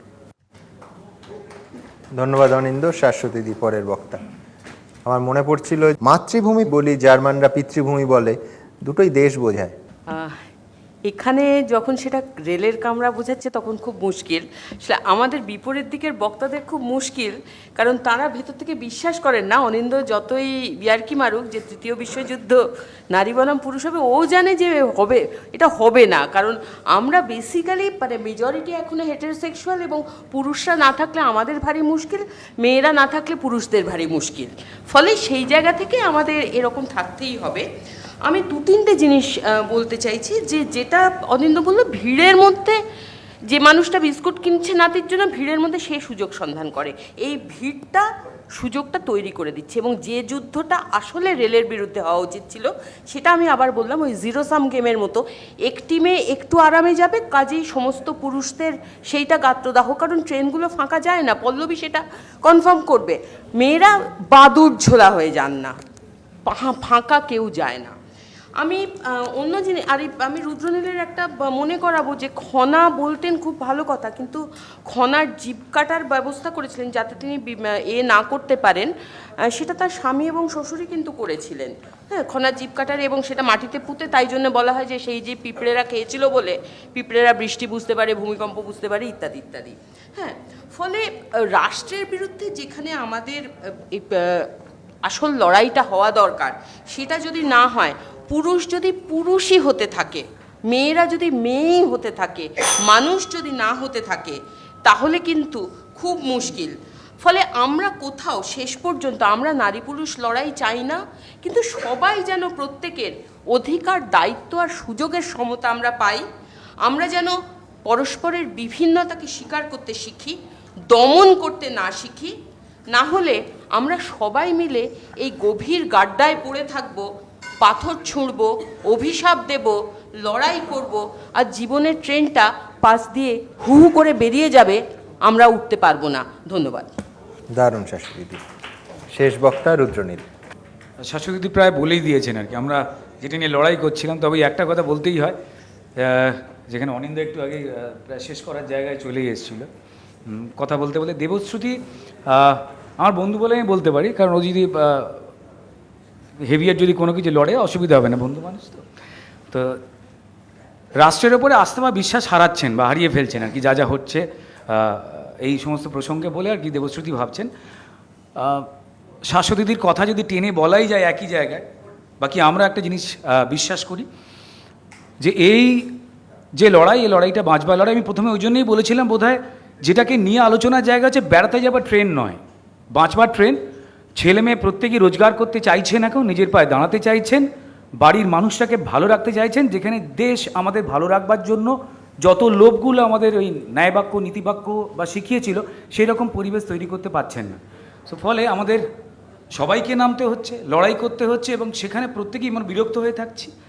একটুখানি সহ্য ক্ষমতা বোধহয় বাড়াবার দরকার, রাষ্ট্রের তাকিয়ে থাকা উচিত, নাহলে শুধুমাত্র কথায় দেবশ্রুতির জায়গা নয়, দেবশ্রোতারাও মানে আমরাও আর কি সবাই মিলে রেল লোকের জায়গায় যাব।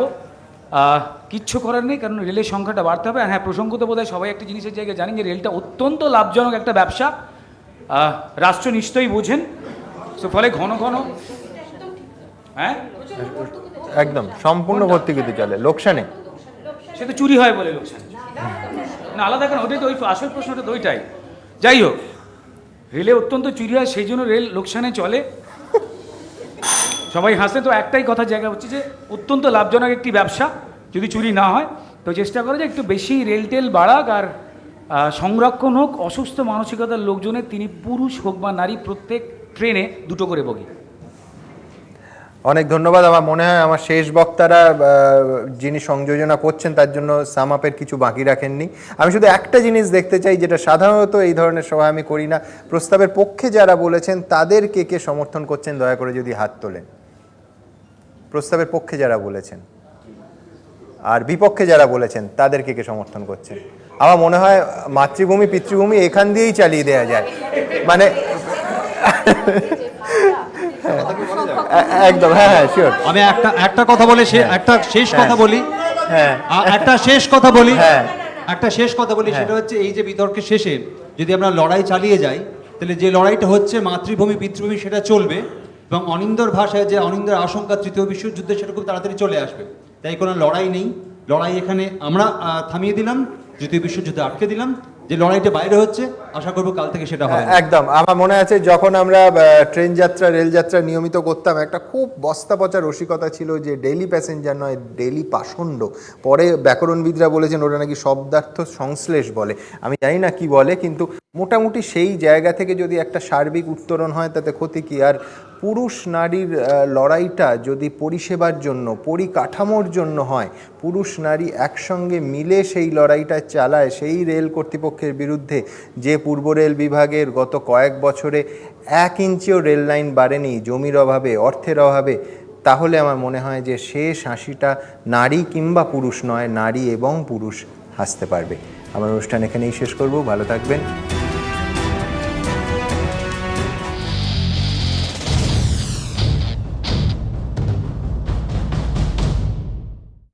নিবেদন করছে United Bank of India, the bank that begins with you, powered by the সোমিস, you can, I can, we all can. সহযোগী নিবেদক अभी है ना, अभी लाओ, अभी लगाओ। Star Cement Deshapriya Park Durgotsav, Ballabhpur paper manufacturing limited, the house of Tiger brand packaging paper एवं beverage partner Ultra Force music series, एक नया एडवेंचर का स्वाद।